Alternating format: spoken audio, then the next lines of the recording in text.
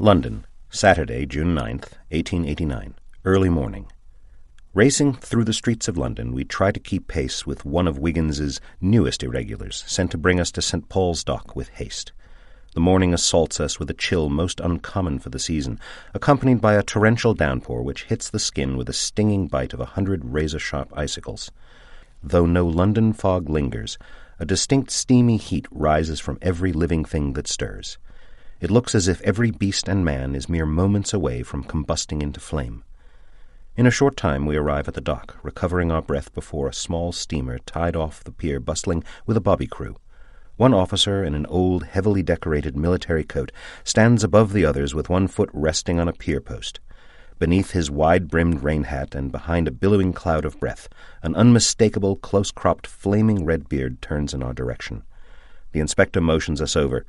"Ah, gents, I was hoping Holmes would send you two." Wiggins nervously adjusts his hat. "In another life, having the Metropolitan Police's first Inspector of the Thames River Division call for you personally would make a lad nervous." "Lucky for me, your misguided days are long behind you, and you now work hand in hand with the finest detective in London. And with what I have here, I need not only keen detective minds, but truly superior instincts. Your forte, if I recall, Mr. Wiggins." Wiggins struggles to keep a match lit long enough to strike up his pipe. "You must be in a fine mess for that layer of butter, old boy." Inspector Archibald Cray passes Wiggins a sopping wet pink playbill. "I don't suppose you remember this bloke?" The bill, slowly turning to muck in the inspector's hands, reads, "The stupendous tenor Giovanni Roppa as Faust at the Carlisle Theatre." "It doesn't ring any bells, but neither of us are up on an opera." "This Roppa is back in London for the first time in over a decade, since the fire that nearly killed him." The inspector nods to the dock before us. "Smells a bit like revenge, if you ask me, gents. But I need to be spot on. Society is all up to do about this Roppa's return. Rumour is the Queen herself plans on taking in a showing. A most delicate situation, you might say. Not a good look to have my boys in blue or the Yard's detectives prodding around, not without the goods. That's why I was hoping for you, gents. I need someone who can look into this with a soft touch, without the air of a police investigation about them." Inspector Archibald Cray leads us out onto the dock where two bluecoats struggle to pull a chap out of the Thames, white as a ghost, stiff as a board, shirt and coat torn apart at the chest, and tangled something awful in a large fishing net. Dozens of pink playbills stick to the body, while even more fall from beneath its coat, breaking apart, dissolving into sticky chunks of glue and ink as the officers work to untangle the corpse. It doesn't take but a moment to recognize what can be seen of the deceased's skin is pale, wrinkled, and peeling away like the skin of a rotted potato. As the last of the net is cut away and the bobbies finally drag the body onto the deck boards, crabs spill from the corpse's torso. The cadaver's chest, eaten away by the crustaceans, looks more like a giant block of Swiss cheese than human remains. All at once the swarm of blue-tinted critters evacuate their burrows. They skitter across the dock, disappearing through the nearest crack and crevice, as if the devil himself was at their backs.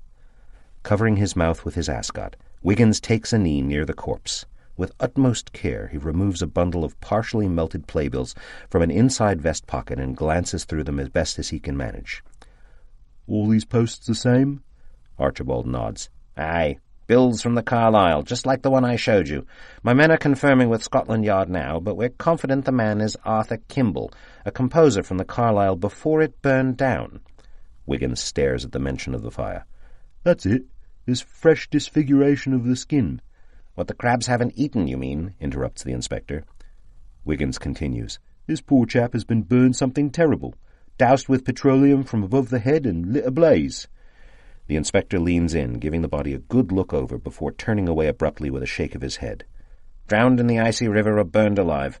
Take your pick, chaps, most assuredly one or the other, and either makes a hard go of a murder case." Wiggins rises and relights his pipe, which had gone out during the inspection. "Then I'll give you that, Archie. But as Holmes has taught me, every crime is a puzzle, and all puzzles have a solution." Crossing the dock, Wiggins passes over a dark discoloration on the boards underfoot and hovers over a pair of old shoes set right at the water's edge. "Now this is turning into something of a mystery, isn't it?" He pulls his pipe for a long moment, deep in thought. "My men already looked over the footwear. Nothing remarkable, just old shoes. Coincidence, most likely." Wiggins chuckles, forcing the inspector to stiffen up and suddenly get defensive. Come now, this Kimball fellow already has shoes. What in the world could an old worthless pair of shoes have to do with murder? Did your men not notice the small burn marks on the sides of the shoes? Or did they take that for normal wear and tear? Wiggins points to the corpse's shoes with his pipe. And here, the shoes on the body, Inspector. This fellow's shoes don't have a scratch on the soles, not a single scuff mark or wear anywhere. Want to bet around at McSorley's that the shoes are on the dock are his exact size? Archibald scratches his head. Well, would you look at that? So they do. Do you mean to tell me he changed his shoes before plunging into the river? One of the bobbies collects the old shoes and sizes them up against the deceased's feet, which line up nigh perfect. I don't claim to tell you anything at the moment, Archie. Wiggins steps to the edge of the dock and peers over into the water below, sloshing with pink playbills. But this crime scene has certainly raised a number of peculiarities. The rate of decomposition, not that I claim to be an expert, looks like the body's been in the river since late last evening. Why would Mr. Kimball, a composer, presumably a man of means, come to the dock in the middle of the night? How could he have been burned or drowned, all without signs of a struggle? And what significance do the shoes have? The inspector waves his man off. All right, that's enough. He turns back to us with a stoic expression and a monotone manner. There is, of course, the possibility of suicide. Wiggins frowns, then draws on his pipe. Come now, Inspector. You wouldn't have called for us if that were even a remote possibility. He pauses for a moment, surveying the area. Archibald looks out over the river and sighs. I thought well enough. Just needed to be sure, lads. Inspector, I see no other fishing nets along the docks here. As a man of the river, would you say it is normal to set nets on such a pier? Archibald's brow furrows. Well, no. The pier is the last place to set a gill net like this. You catch nothing but a tangled mess every time. Then the body entangled in the net is another peculiarity. It just doesn't add up. And this bothers me most of all because it's out of place. And when it comes to murder, when things are out of place, it usually means something significant. Hopping back onto the steamer, the inspector motions all but two of his men back on board. Well then, gentlemen, it looks like you have your work cut out for you. I'll have my men take the body to the coroner's office at Bart's Hospital. Please keep me apprised of your progress. Godspeed.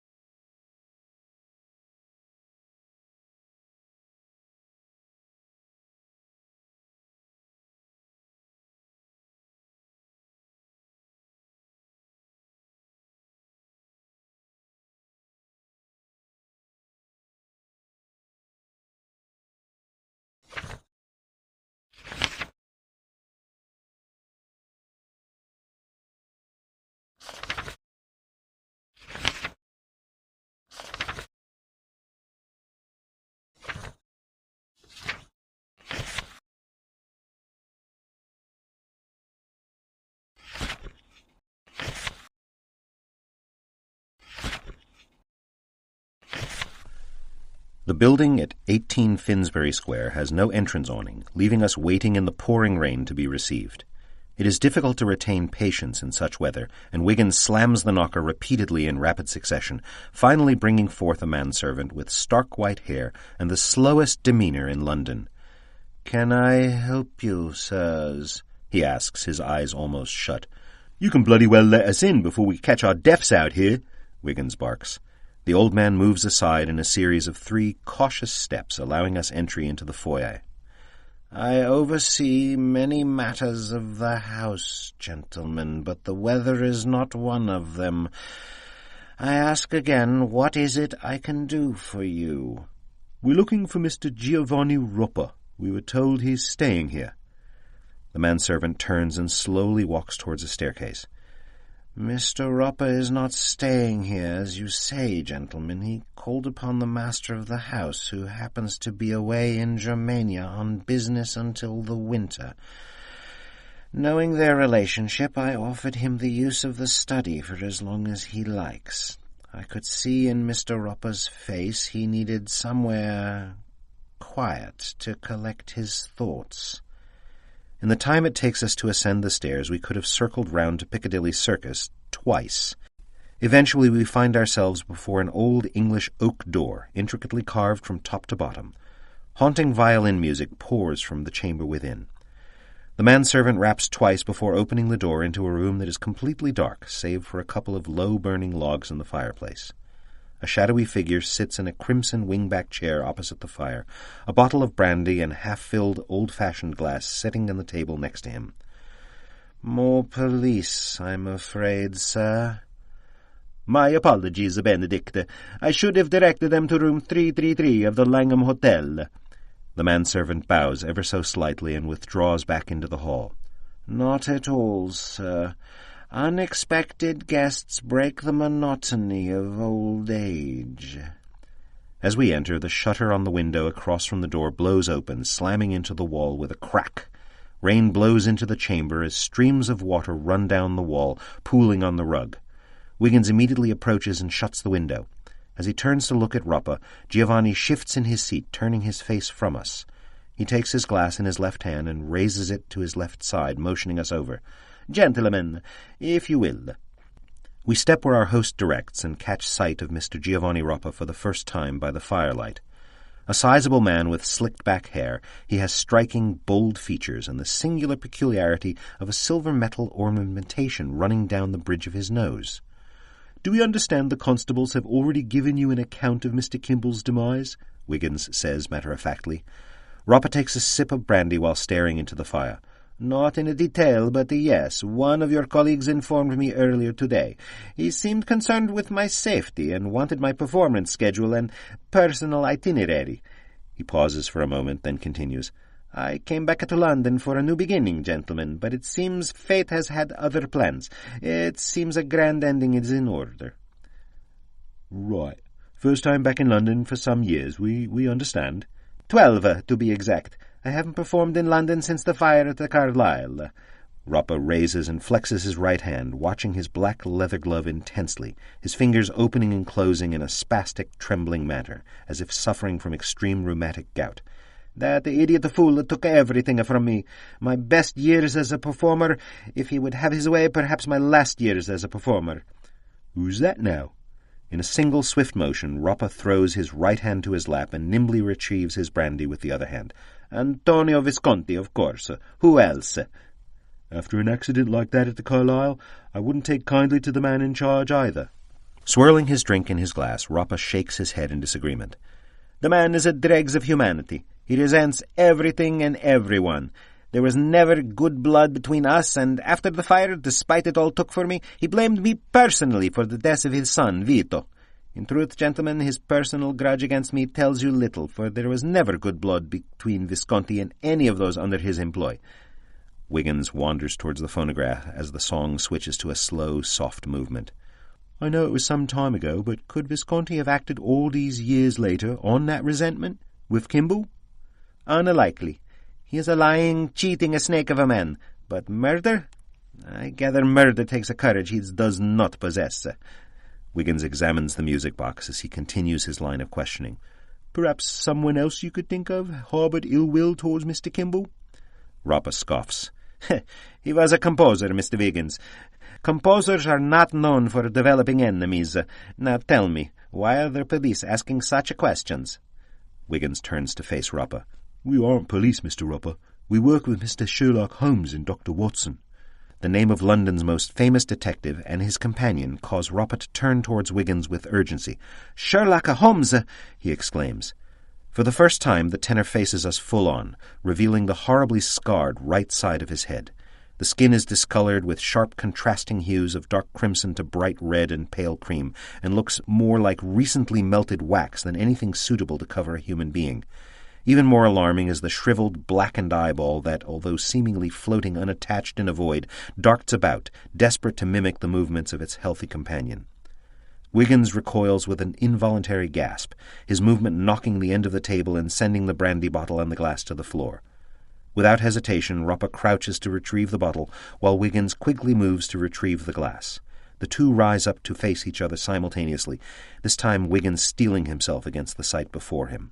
Reaching across his body with his left hand, Ropa draws a hood and black veil across the right side of his face, clasping it in place against the metal on his nose. Ropa stands well over 6 feet tall, towering over Wiggins, who himself is no short-statured man. Ropa looms like a giant as his full presence is felt for the first time. "Forgive me, Mr. Wiggins. I did not mean to startle you." "I owe you an apology, old boy. In my line of work, quick, sudden movements can get the best of you." Wiggins returns the glass to the table. "Sudden movements. Certainly." Still holding the brandy bottle in his right hand, Ropa attempts to place it on the table, but he puts it far from upright, and the bottle falls over. Grabbing it again, Ropa attempts to set it upright a second time, but again the bottle never returns to a level position, and once again falls when Ropa releases it. Finally, Ropa takes hold of it with his left hand and places it gently and solidly on the table. "Mr. Wiggins, forgive my excitement at the mention of your employer, but I believe you can help me." "We? Help you? How so?" "Carrie Adams, the wonderful singer I performed with at Carlisle. Since my return to London 9 days ago, I've been non-stop at the Royal English Opera House, preparing and rehearsing day and night. Yesterday was the first moment I had to call on her, but to my dismay she wasn't in and no one could place her whereabouts. I thought nothing of it, but with today's news about Kimball, now I'm sure she's in trouble." Ropa grasps Wiggins by both shoulders. "Please, you must find her."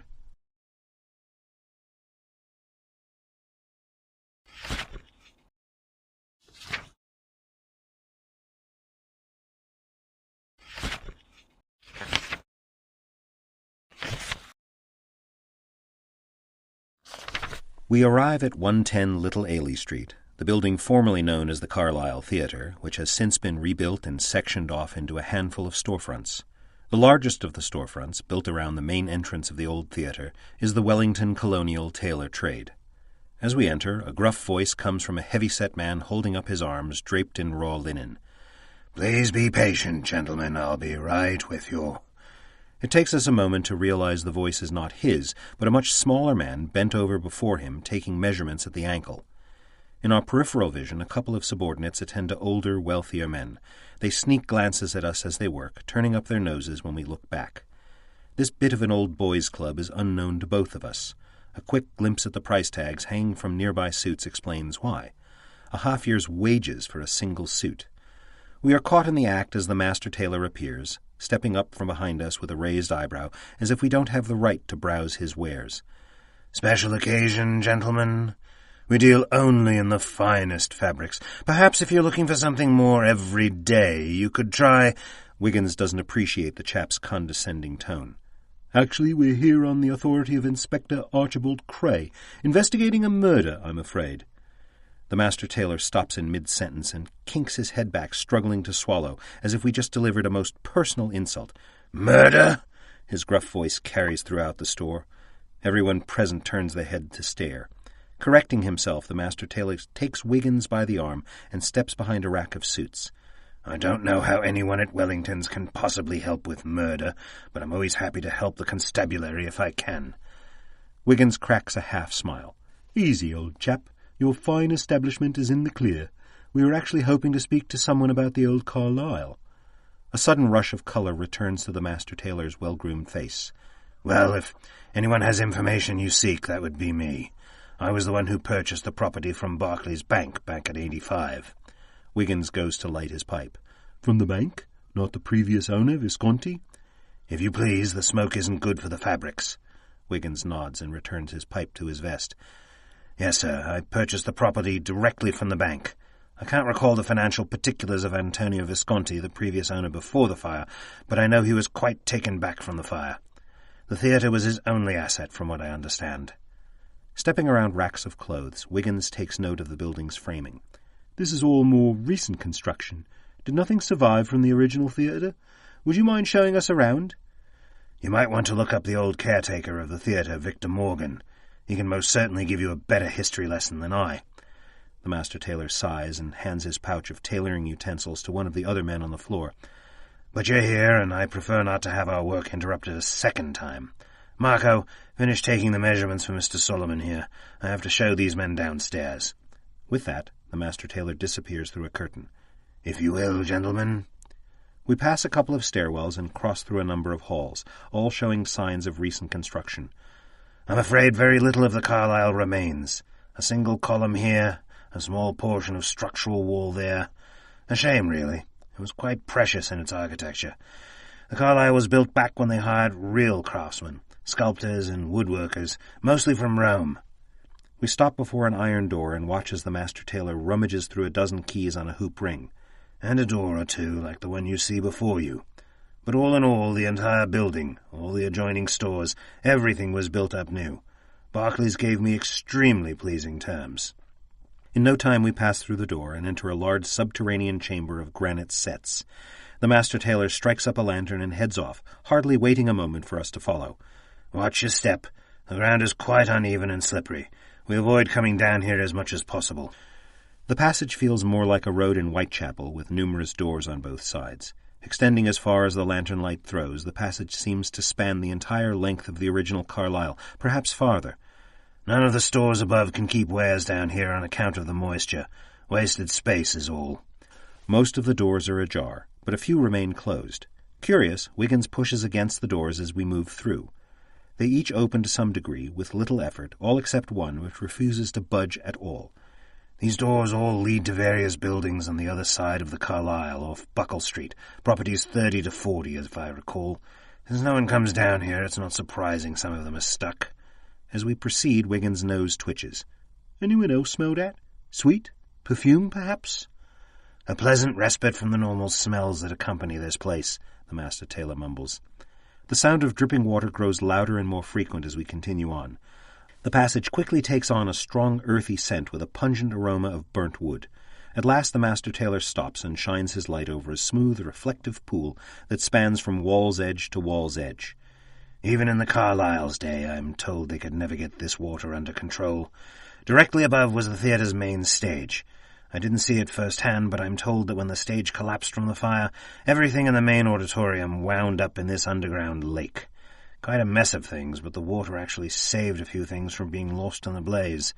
Of course, everything worth recovering was done far before I bought the old girl." We take a look around, finding a number of old, partially submerged burnt timbers and a few pieces of theatre equipment, part of a piano, some old seating, and other such. Everything we can see appears to be thoroughly burned and rotted. "God only knows what holes that old junk has plugged up. It was just as well left where it was."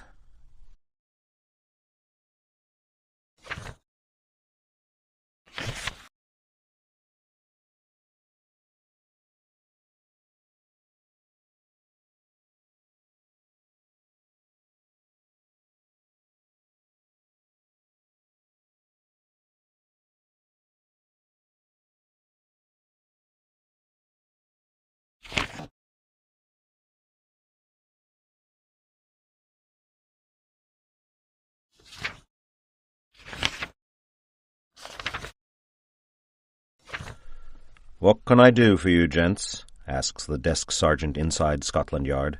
Before we can reply, a voice barks from behind, somewhere in the bustle of officers in the back. "Let them through! Let them through!" We nod to the desk sergeant and make our way around to Inspector Lestrade, who watches us with a smile wider than Fleet Street. I've been expecting you, gents. Holmes mentioned you were on a new case. Poor composer bloke fished out of the Thames, eh? Here, have a seat. Lestrade falls back on a desk next to two chairs. How about some coffee? We accept with narrowed eyes. Lestrade is never this personable. Immediately he starts giving up information. If only he was always so punctual on every case. Can't say we have a lot to go on. I looked over the case preliminaries. Seems this singer, Giovanni Roppa, might be involved one way or another. Don't know if you had words with him yet, of course. He doesn't have a residence in London on account of him just coming back after all these years. We've got him staying at 18 Finsbury Square and room 333 at the Langham Hotel. Wiggins finishes his coffee. Thank you, Inspector. We appreciate all the help. Not at all, not at all, Lestrade says, magically producing a kettle and refilling Wiggins's cup. Now, lads, there's this Carrie Adams, missus. You might have caught wind of her when she worked with this Ropper fellow back at that Carlisle theatre. We nod. Well, her husband came in yesterday head over heels about his wife gone missing. And I do mean missing, because we haven't found so much as a whisper where she might have gone off to. I bring it up only that you might want to have a second go at Mr. Adams and see if my boys have missed anything. Lestrade turns, picks up a few papers, glances through them, and hands us one. This here, 86 Mint Street, is Lord Dunbar's address. The owner of the old Carlisle. Antonio Visconti has been staying there. Apparently that poor chap has had a particularly hard go of it. Ever since his theatre burnt down and he lost his only son, Vito, in the fire, Antonio has struggled to get by. I bring it up because I got the feeling he could be pressed for more information on this case. I heard after my interview with him that this Ropper left London in quite poor terms with him.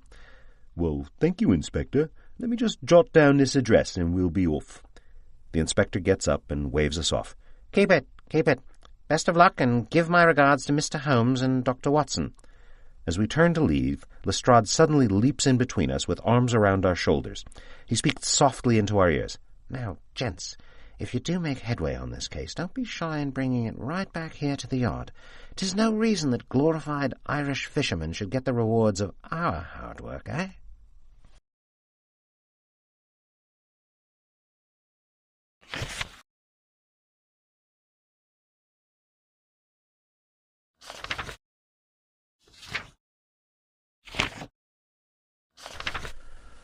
Arriving at 167 Euston Road, we come to a solemn-looking house in need of much repair.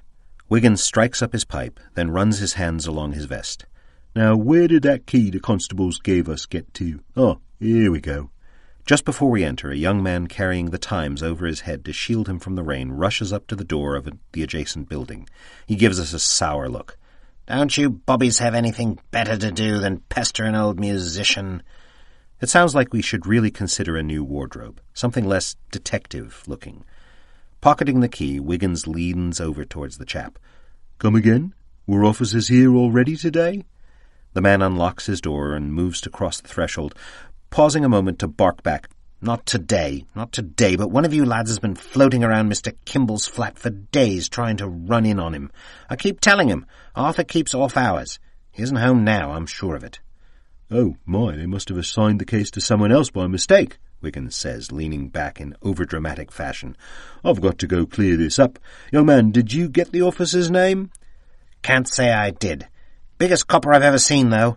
That brute had the squarest chin on him. I thought for sure his helmet strap would burst. With that, the young man disappears into his flat. A second later, Wiggins recovers the key and we enter the recently deceased's home. Wiggins almost stumbles over a cello resting against a column just inside the front door. Each and every room of the home lies populated with musical instruments of all kinds. In fact, the home is sparsely furnished with anything but instruments. Sheets of musical notation clutter every flat surface, and we come across no fewer than a dozen open books of musical writing in, presumably, Mr. Kimball's own hand. In the bedroom, everything is in order save the closet, which contains a pile of shoes haphazardly thrown together. Shoes, is all Wiggins can muster. After a few draws on his pipe, he continues. Either our Mr. Kimball was a slob and became very frustrated with his selection of shoes for some reason, or someone else was here going through his footwear. But bloody why? Wiggins shakes his head and we move on to the study, the room that makes the entire trip worthwhile. Dozens of photographs and paintings line the walls of the study. Nearly all of them are group portraits. Arthur Kimball along with his fellow musicians, performers, and other members of artistic circles. A picture of an older man playing chess with Kimball captures Wiggins' attention. When he lifts the frame off the wall, a slip of paper falls out. The paper lists a series of chess moves, followed by a personal note about practicing the open gambits of a Russian chess master. The note is signed with camaraderie by one Victor Morgan. Quite a few photographs show the Carlyle and the theatre troupe, including a handful of the Faust performance. After a few minutes of careful examination with his magnifying glass, Wiggins steps back and surrounds himself in a cloud of pipe smoke. Very interesting. Not one reveals the impressive stage presence of a leading man. Nearly every other member of the Carlyle is pictured except Giovanni Roppa. This cannot possibly be by accident. Concluding our business in the study, we make way to exit the room when a loud pigeon coo and a flutter of wings echoes down the chimney, followed by a trickle of soot. Never disregard the calling of angels, Wiggins mutters as he moves to the fireplace. The firebox hasn't been cleaned in some time, having quite the pile of coal and ash collected beneath the remnants of 3 charred logs stacked atop one another. Wiggins takes a knee. He reaches under the andiron and comes up with a collection of letters and playbills from the Carlyle. Most are too soiled to ascertain any information other than their basic nature. However, one letter in particular survives. A personal letter of notice from Antonio Visconti, the previous owner of the Carlyle, to Kimball, revealing that Giovanni Roppa has been taken to St. Thomas Hospital the night of the fire and was rapidly degrading in health. Visconti goes on to say Roppa was not expected to live and urges Kimball to set aside their differences and visit the poor man before his untimely end. As we leave to exit the study and the house, Wiggin raises his hand towards the wall and counts off as we walk by. 1, 2, 3, 4. 4 spaces for framings with no dust on the wall. I wonder what Kimball had recently taken down.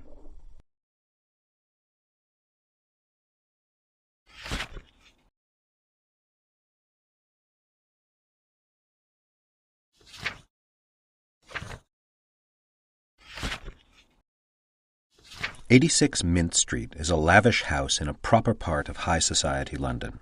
The rumours of Antonio Visconti no longer being a man of means since the loss of the Carlyle appear to have been grossly exaggerated. Our knocks are immediately answered by a middle-aged man desperate to fit in the suit of his youth. "Simon Heffler," he says in a drawl. "Wrong chap, Governor. The name's Wiggins," Wiggins retorts. "I am Simon Heffler, gentlemen. As I open the door and begin the introduction, it seems only right I introduce myself first, does it not? I've never understood the contrary." Stepping past the butler, Wiggins surveys Visconti's home. "Sounds as good as etiquette as any. My associate and I would like to call on Mr. Visconti." "Your coats, gentlemen," Heffler says, holding out his left arm to receive them. We comply, gently hanging them over the fellow as he continues. "I'm afraid Mr. Visconti is not present at the moment. He left in a bit of a hurry early in the day. Bad news, I'm afraid. Something about the death and unknown whereabouts of some previous employees." Wiggins steps in and out of the adjoining rooms to the small foyer. "This really is an exquisite home. Pardon me for being blunt, but I didn't think Mr. Visconti's theatre days had left him this well off." The butler responds as he arranges our coat neatly on a hooked board. "Hardly, gentlemen. I don't claim to know Mr. Visconti's finances, but the home is not his. He rents from my employer. Lord Dunbar owns a number of houses and estates throughout London, all of which he rents or offers to friends in need." As Wiggins surveys the rooms, he suddenly stops, distracted by something on the far side of the parlour. He storms into the chamber, driven to the far wall as if lured by a siren song. "Sir!" the butler shouts out as he chases after him. "Excuse my manners, Mr. Heffler, but the pistol here, isn't that a military pistol? My brother's in the service and has one just like it." Hanging on the mantel of the parlour's fireplace sits an intricate wooden display with gold hooks for 2 pistols. Only one is seated on the hooks, the other space vacant. "Fascinating," the butler says sarcastically. "An Enfield .45 caliber. Not a particularly remarkable firearm. Standard military issue, I believe. Now, gentlemen, if there's nothing else I can do for you, I must ask you to leave." "Thank you, my good man." Wiggins holds up his pipe in acknowledgment. "Any idea where we might find Mr. Visconti at present?" The butler holds his hand out in the direction of the front door. You may try the Southwark Park Theatre, his current place of employment, as I understand it. On the way out of the chamber, Wiggins passes an end table next to a reading chair. He signals, touching his finger beneath his eye, then drops his hat to the floor. "Oh, I'm all thumbs today." Without a word, the butler bends down to retrieve the hat, and instantly Wiggin turns and quickly fans out a collection of papers on the table. In the blink of an eye, he releases the papers and turns back to accept his hat from Heffler without drawing the slightest attention. After retrieving our coats, we exit 56 Southwark Street without further word from the butler. The dark day and cold rain greet us outside, to which Wiggins enthusiastically throws open his umbrella. "A collection letter from Thames Warehouse," he blurts out. "Looks like Mr. Visconti has been spending all his money on Lord Dunbar's fine home and not keeping up with his warehouse bills."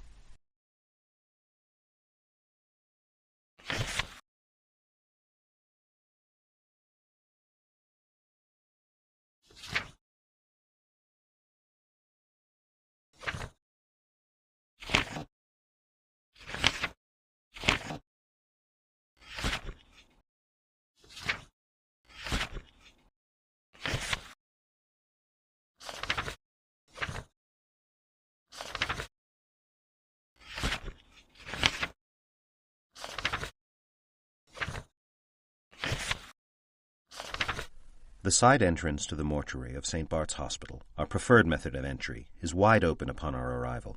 We take a moment in the doorway to shake the rain from our persons. Just as we prepare to enter, a thin man in a white apron races towards us, breathless from a hacking cough.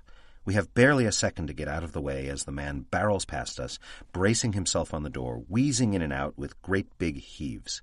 "Great Scott, man, you're sick as a dog," Wiggins exclaims with a tone of familiar compassion. "You should be resting on one of the beds upstairs, Thomas." Thomas Blood has a spasm of coughs that nearly take him to the ground.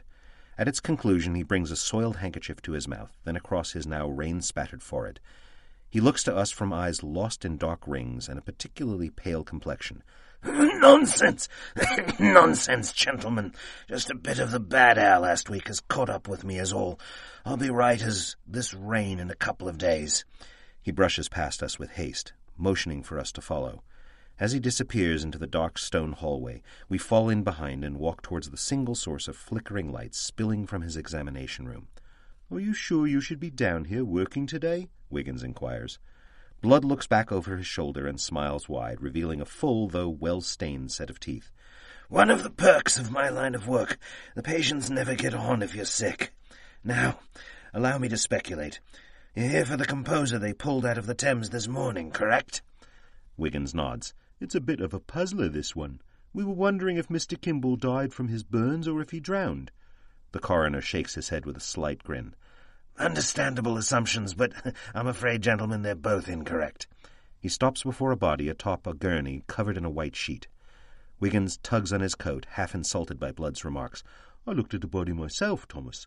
While it may have been possible to survive the burning, clearly he did not survive the Thames." Blood turns away to cough up something sitting at the very bottom of his lungs. When he returns, he draws back the sheet over Mr. Kimball. Focusing the light of the room on the body with a small rectangular mirror, Blood points to a missing section in the chest cavity. "I'm afraid he was not alive to face either of the calamities you mentioned.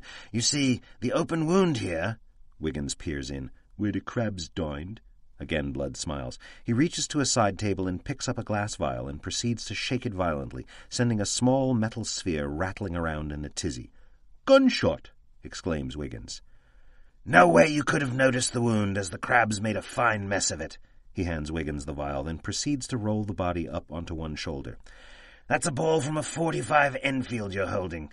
In through the back here, straight into the heart. I found the bullet lodged in the interior side of an upper rib." "So the murderer shot Mr. Kimball from behind. Never saw it coming, poor bloke." Wiggins circles the cadaver, trying to assimilate the new information. "Anything else you can tell us, Thomas?" "For what it's worth," Blood responds, "the bullet was on a low-to-high trajectory and came from the right side. No powder on the clothes or wound, but it was most certainly close quarters." We thank Mr. Blood for his time and depart. But before we leave the examination room, Wiggins pauses and calls back. "His height and weight, if you will?" 5'10", 165 pounds.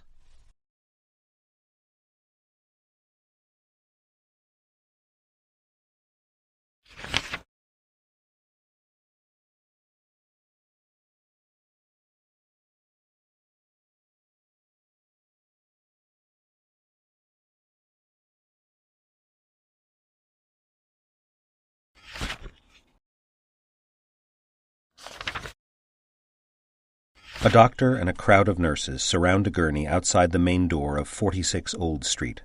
As we pass, the doctor violently punches a prone individual in the chest, then places his ear to his heart.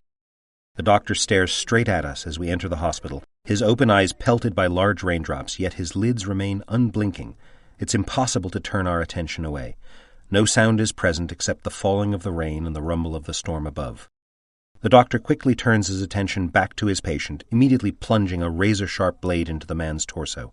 Crimson ejects across 3 of the nurses. Still, not a sound is made. The medical staff makes no reaction at all. Instead, they work methodically, each and every movement unnaturally slow and exaggerated. Inside the hospital, we make our way to the records room, where a small young woman with large saucer eyes and jet-black hair looks up to us from behind a pile of folders. Wiggins clears his throat. We're looking for any records in regards to the Carlisle Theatre 12 years ago. Without a word, the young woman rises to her feet, crosses the room, and disappears behind a row of record cabinets. In a few minutes, she resurfaces with a thin folder and quietly passes it to us. She seems tired, uninterested, almost like she has somewhere better to be. Only one paper resides in the folder, an official admittance paper for a man, early 20s, no identification, referred to as XX. Admitted with extreme burns over 75% of his body. The paper details the treatment and medical measures performed over the course of about 12 hours. Wiggins scratches his head. Such severe wounds. Shouldn't there be a larger file? A discharge record? Or a coroner's report? Very odd, she says, speaking so softly we have to lean in to listen. I've never seen such an incomplete file. She then rises and returns to the file cabinets a second time. Walking around the desk and stepping within view of the nurse, Wiggins asks in his most polite manner, There must be something else on such a case and this mysterious XX. After removing a large number of folios, the nurse comes back with a book of considerable size. She drops it on her desk with a thud that covers our jackets in a plume of dust. The young woman rifles through the pages until finally stopping about halfway through, and then proceeds to turn the book around so we can read it for ourselves. I'm sorry. This is the entire visitor log for XX. There must have been a clerical error. As it was so long ago, there's nothing more I can do. The log has about half a dozen entries for XX over the course of 3 days, each entry bearing the name Constable Michael Kelly.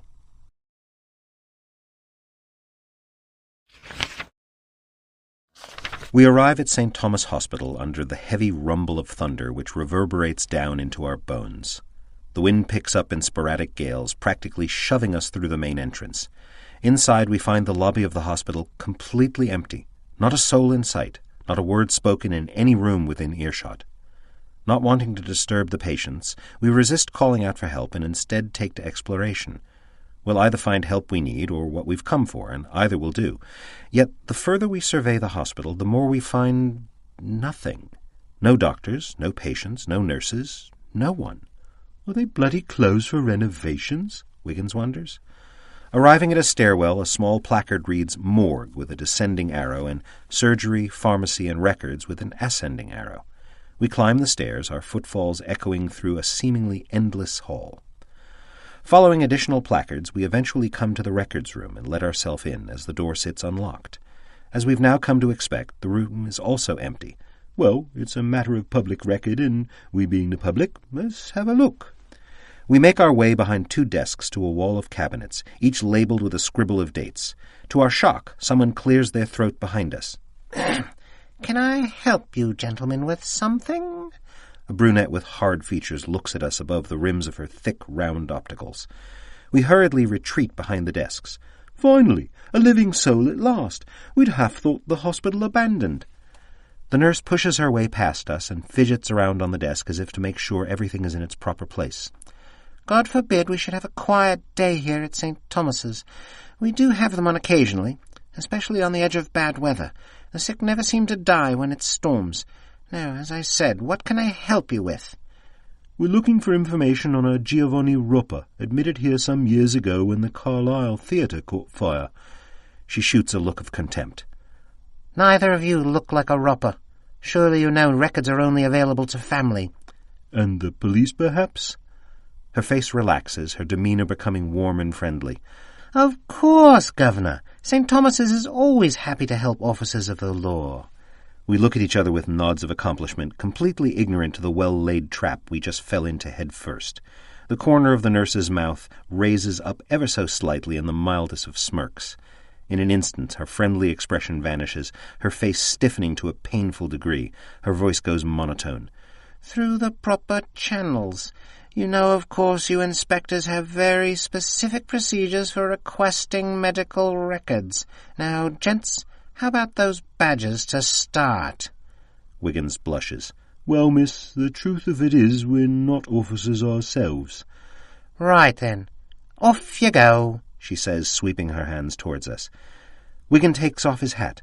"But we are working with them. We're confidants of Sherlock Holmes and Dr. Watson, trying to help them shed some light for Inspector Archibald Cray. A body turned up in the Thames and—" The woman pauses for a moment, then retreats back towards the cabinets.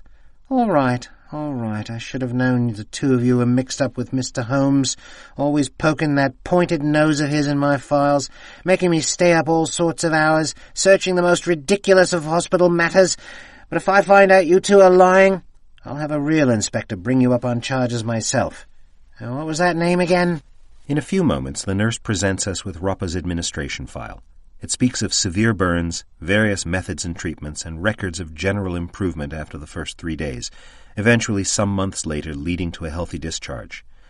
"I remember that awful night. I wasn't in the records room back then." Wiggins puts down the file and says in his most charming manner, "Miss, if there's anything you can add, anything at all that might help solve the crime at hand." The nurse sits down on the edge of the desk and lights up a cigarette. "Pure pandemonium. They said most folks in the theatre thought the raging fire was part of the show. Once they realized it wasn't, it was too late. Dozens of people badly burned, 4 times that injured from the panic that ensued. St. Thomas's was so overwhelmed we had to divert some of the injured to other nearby hospitals. Luckily, most suffered only minor burns and injuries, but that famous singer, that giant of a man, what did you call him, Roppa? He was in the worst way. The whole right side of his body covered in the worst burns I've ever laid my eyes on. How he survived, well, I guess when your time isn't up, your time isn't up." "From what we understand, the blaze was quite horrific. Part of the Carlisle collapsed and Roppa wasn't expected to make it," Wiggins says. "Can't say I remember that much. As far as I can recall, he was coherent from the minute they brought him in. In fact, the only death of the whole catastrophe was that of the poor owner's son. Vito, I think the young man's name was. I only remember because my brother was on the fire crew. Said he was one unlucky bloke when the whole thing collapsed. By the time they got the fire under control, there was nothing left of him but a pile of ash mixed in with the iron ceiling fittings." "Very interesting. Thank you for recounting such an awful memory." Wiggins taps his pipe on the edge of one of the desks. "Before we leave, one quick medical question. On Mr. Roppa's record, I saw at the end VOA repeated a number of times with dates. What does that mean?" "Vapor of arsenic," the nurse replies bluntly. "And that helps with the healing of burn victims?" Exhaling a plume of smoke, the nurse goes into her desk and pulls out a number of papers. "If you ask me, it doesn't help anything. But some doctors in France swear that it steadies the mental faculties. Mr. Roppa may have survived the fire and physically healed as best he could quick enough, but a violent, gross disfigurement like that takes a far greater emotional toll than you or I can possibly realize. Mr. Roppa struggled with wild fits of anger and extreme mental instability for quite some time. He came into the hospital for regular treatments. I have to admit I was a bit surprised to hear of his return to the stage. I never thought he'd recover enough for the spotlight of entertaining again."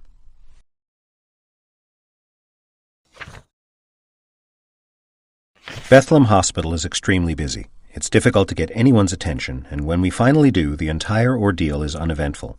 Not finding any connections to our case, we move on.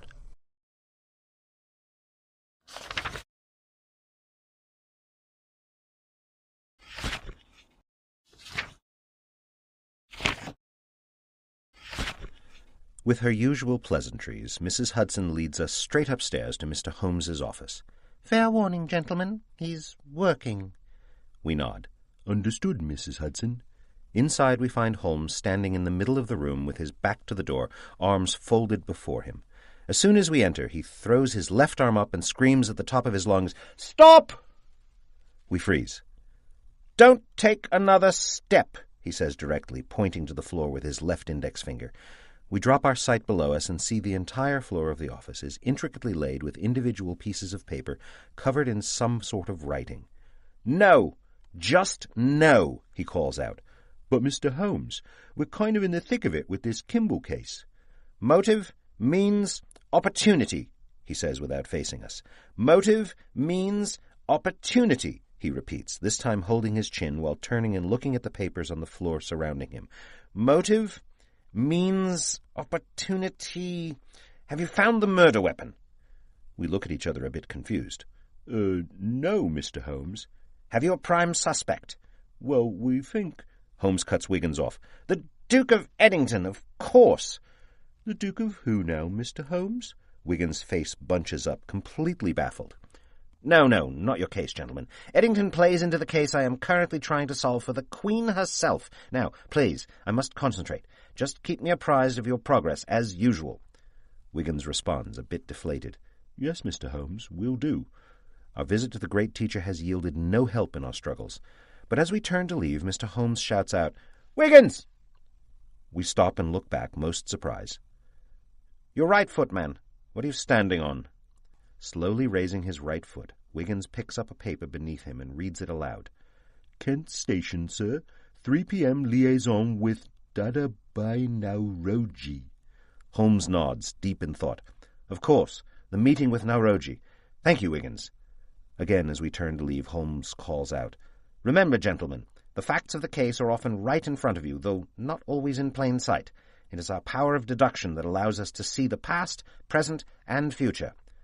I must get back to my case at once, but allow me to lighten the burden of your case ever so slightly with one small insight." Wiggins turns back to Holmes, his manner alert with anticipation. "Surely, Mr. Holmes. Even a pinch and we'll get this case solved right off." Sherlock Holmes turns away from us, falling to his knees atop the papers and sweeping his hand across them in a frantic search for some missing fact. "Mr. Roper is not a suspect in your case. Of this I am certain."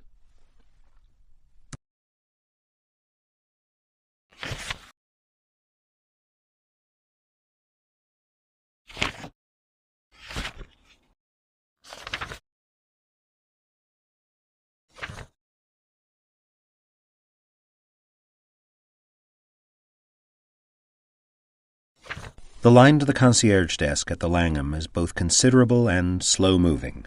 While we wait, a bellhop keeps giving us the hairy eyeball, until at last he approaches. "What gives, Wiggs?" "Well, if it isn't a young Montgomery Bentham. I'd never notice you out of your street clothes. Good to seeing you working your way to bigger things." Wiggins' brow breaks into a scowl. "You are working your way to better things here, eh?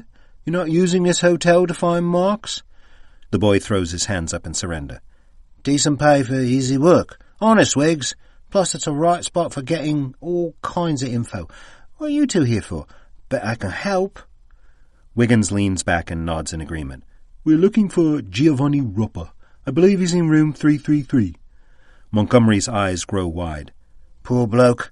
I reckon you're better off waiting down here in the lobby and letting me ring for him." "What's this now? Why can't you take us up to his room?"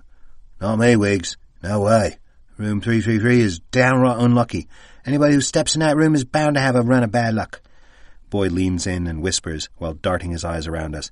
"Everyone here at the hotel knows it, but we try not to let on with the guests.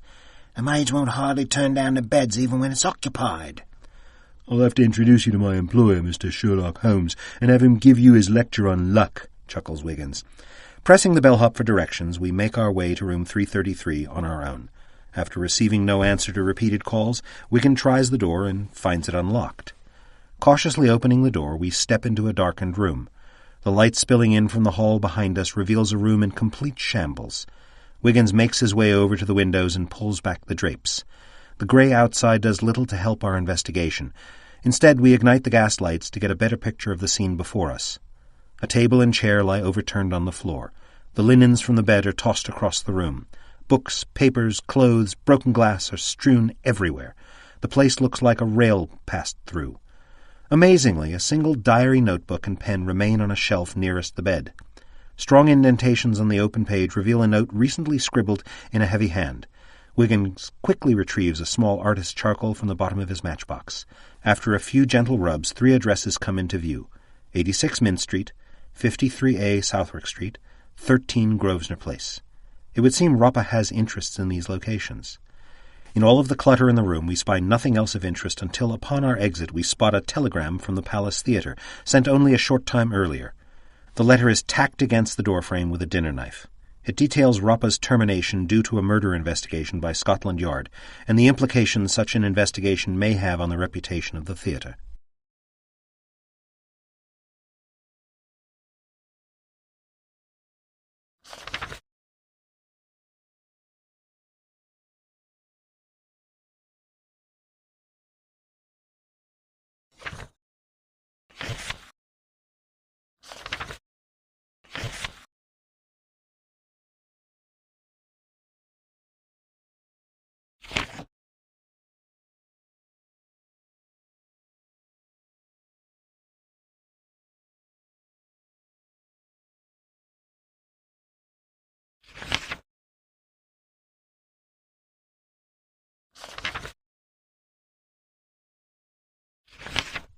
No! No, please, no! The old woman standing in front of 210 Great Portland Street, beneath an oversized umbrella, grasps the wrought iron behind her and turns white as a ghost. The strength in her arm fades, sending the umbrella swinging towards the ground. It doesn't take but a second for Wiggins to put it together. "We're not the police, ma'am," he says, quickly reaching out to help steady her umbrella overhead. "Oh, thank God," she mumbles, crossing herself. "I know something's dreadful's happened to the missus. I just know it." "You must be the housekeeper?" "Abigail Ostrich. I've been with the missus since she was just a peanut." Wiggins takes Abigail's umbrella and leads the way past the front gate towards the main door. "Mrs. Ostrich, why do you have an awful feeling something's happened to Mrs. Adams?" "That singer, Giovanni, of course. Ever since the word of his return, the missus has been in an awful way." She pauses and glances back over her shoulder. "Oh, just look around, look around. It's in the air. Can't you feel it? That dreadful, unnatural chill." With a little effort, we conduct her inside the home. Wiggins closes the umbrella and shakes the rain into a catchpan. "Bad water between them?" "It's not my place to break the missus's privacy, but seeing as how she's gone missing, I don't see any harm in confessing.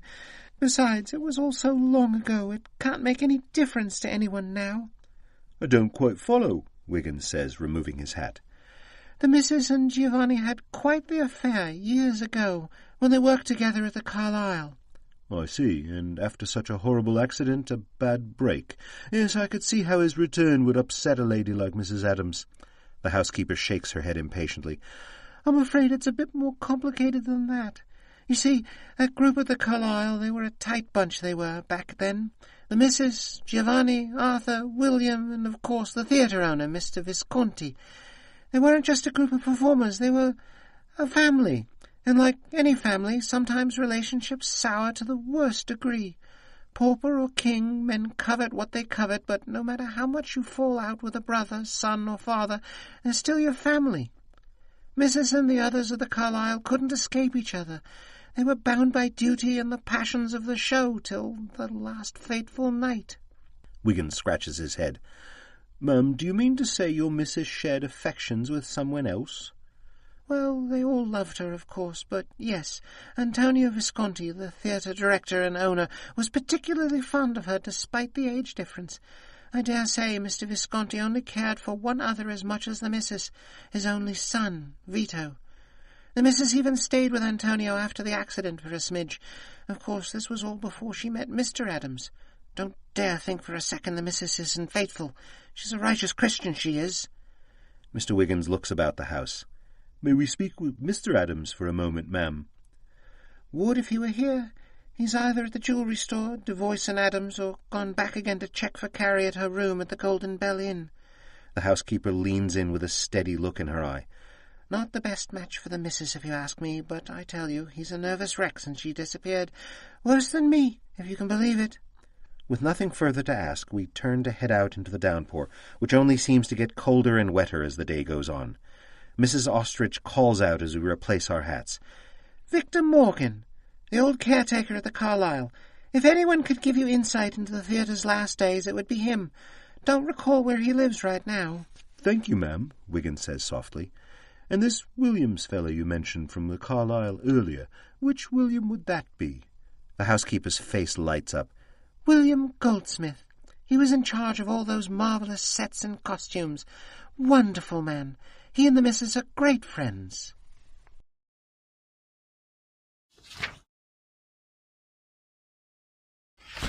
The Royal English Opera House is closed to the public when we arrive. After getting the attention of one of the employees inside, an errand boy leads us to the office of the theatre owner, one Mr. George Hogarth. The boy points to a fainting couch outside the office. Have a seat, governors. Somebody more important than you is already in with him. We chuckle under our breath as the lad scurries off. In a short time the office door opens and a constable exits, a bear of a man with reddish hair and a heavy square chin, more the shape of a longshoreman than a bobby. Not giving us a second look, he marches off, leaving the door open behind him. After a pause, waiting for some signal from Mr. Hogarth that never comes, we approach the open door. Peering through the doorway, we watch as Hogarth, a vigorous-looking man in his early 50s, struggles to keep his hand steady, pouring red wine from a decanter. Mr. Hogarth? Wiggins queries. Mr. Hogarth puts the top back on the decanter and says nothing. He looks to us as if completely lost in the wilderness, waiting for us to throw him a lifeline back to civilization. Don't mean to be a bother, Mr. Hogarth, but we were wondering if you could give us a few minutes of your time to discuss Mr. Giovanni Roper. Hogarth takes a long sip of wine. What is there to discuss? I have to cancel the show. I can't open with the main tenor, a murder suspect. Good God, this will ruin me. Wiggins looks about, a bit perplexed. Murder suspect? Did that constable tell you that, sir? He did. But the expression on your face says otherwise. Damn it, man. My livelihood is on the line. Is he or is he not a murder suspect? Wiggins fumbles over the lapel of his coat. I'm afraid I can't be specific in that matter. The investigation is open at this time, which is why I'm quite curious about that constable contradicting the inspector in charge of the investigation by making such a strong accusation. Hogarth refills his glass, shaking so nervously he spills more on the table than he gets in the glass. Never a straight answer from you, inspectors. Gentlemen, I can't have scandal in this theatre. If you plan on arresting Giovanni, I'll not go through with the show. Now tell me, what shall I do? The theatre owner's desperation is genuine and seemingly justified. We look at each other, raising our brows slightly. We've stepped in it big a few times, and right now it seems up to our chests. There's no evidence to make an arrest at this time. Rather than cancel your production, perhaps a delay is in order? Delay! Mr. Hogarth shouts, taking a gulp of wine. Wiggins takes out his notebook and pen. Mr. Hogarth, what was the name of the officer that informed you of the investigation? The chap who just left? Kelly. Michael Kelly, I believe he said. Why is Southwark Police Station sending officers this far up anyway? The chaps in our local station have always done right by the palace.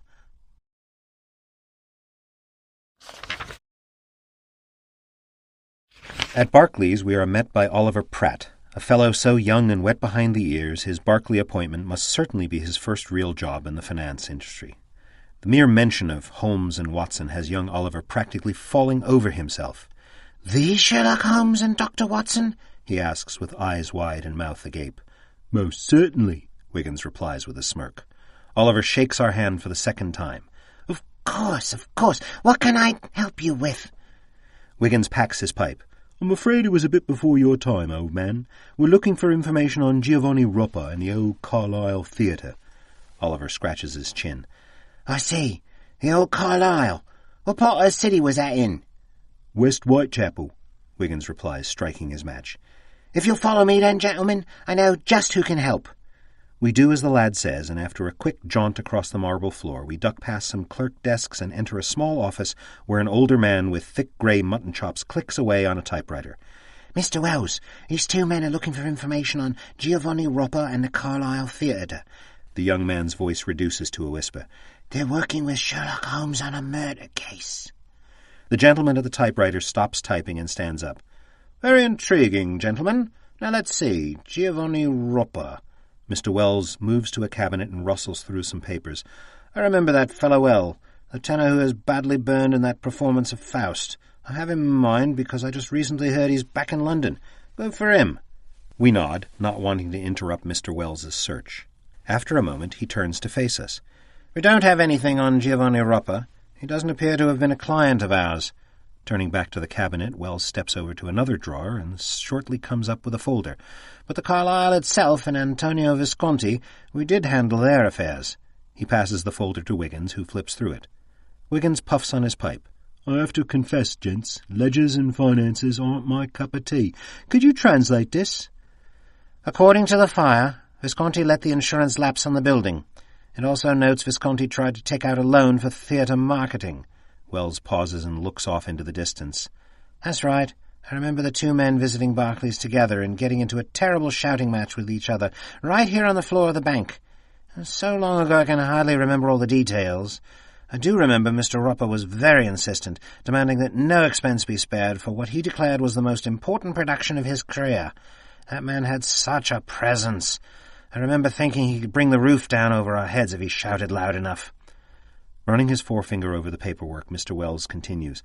It would seem when the fire took the Carlyle, without insurance on the building, Mr. Visconti was completely and totally ruined financially.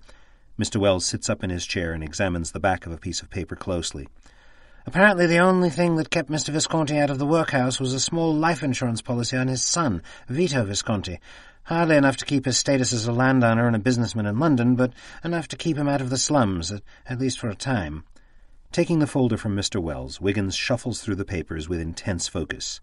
I don't see any official police report on the fire itself, its cause, or any responsible parties. Mr. Wells takes the folder back and double-checks it himself. That's odd, but understandable. The case is more than 10 years old. We do our best, but things do get lost from time to time. He interrupts himself, handing Wiggins a paper and pointing to a small notation near the bottom. Ah, here.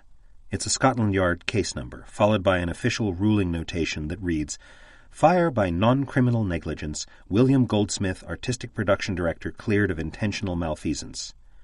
Collecting the papers and putting the folder into his desk, Mr. Wells leans back in his chair and looks at us directly. In the end, we took possession of the property and sold it at auction. Unfortunately, but necessary ends in this kind of business. Banking, that is.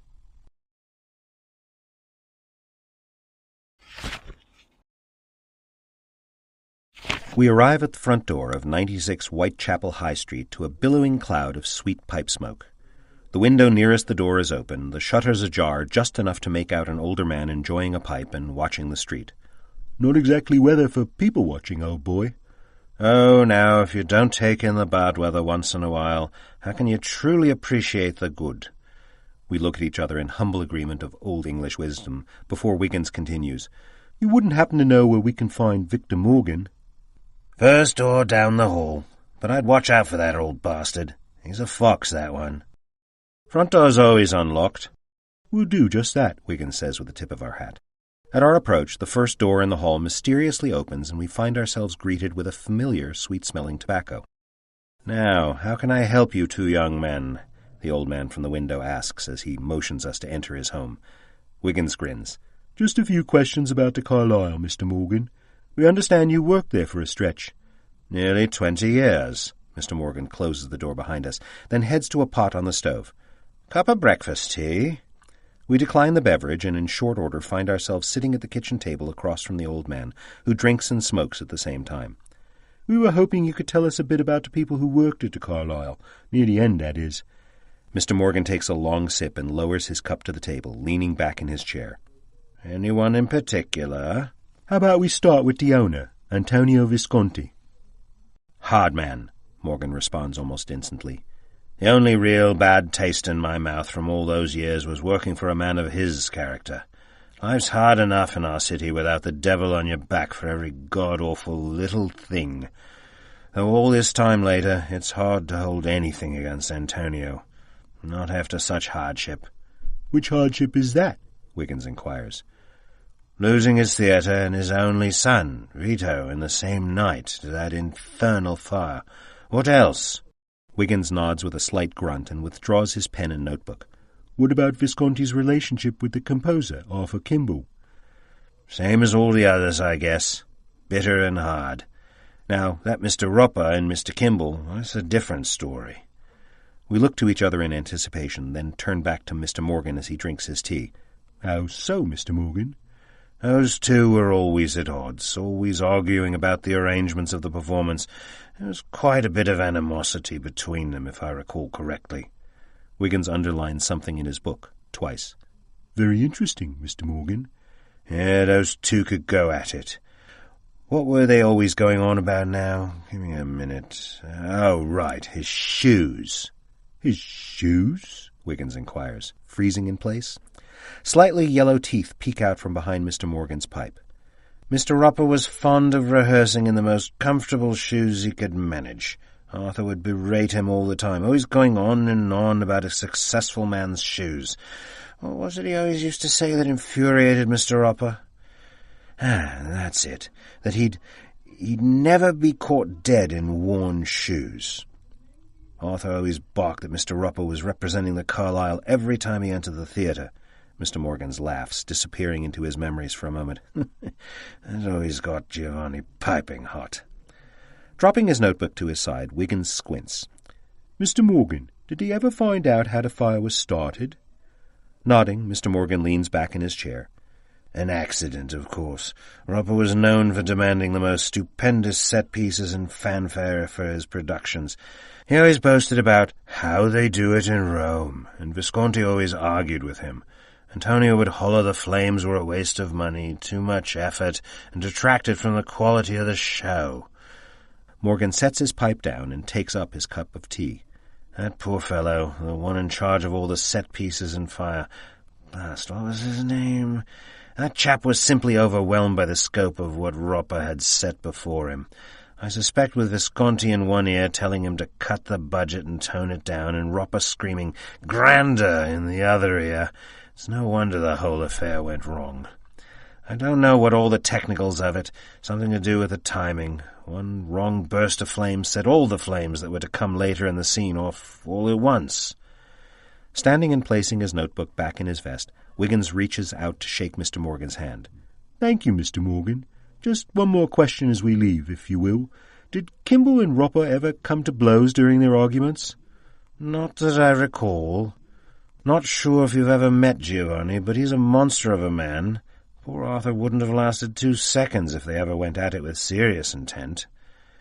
We thank Mr. Morgan one last time for his hospitality and head back out into the gloom of the storm.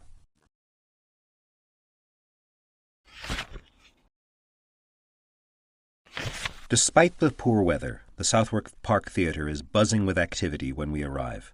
Apparently, the theatre makes final preparations for a new production of Shakespeare on the morrow. A small, cheeky fellow graciously leads us through the halls and stairwells backstage of the theatre to a large black door set with frosted glass.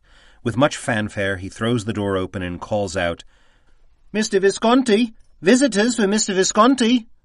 3 older men occupy the room. 2 sit behind desks rummaging through mountains of receipts and paperwork.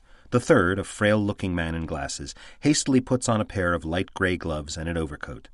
"I'm in a dreadful rush, gentlemen," Visconti says, finishing the buttons on his coat. He quickly retrieves a briefcase and an umbrella.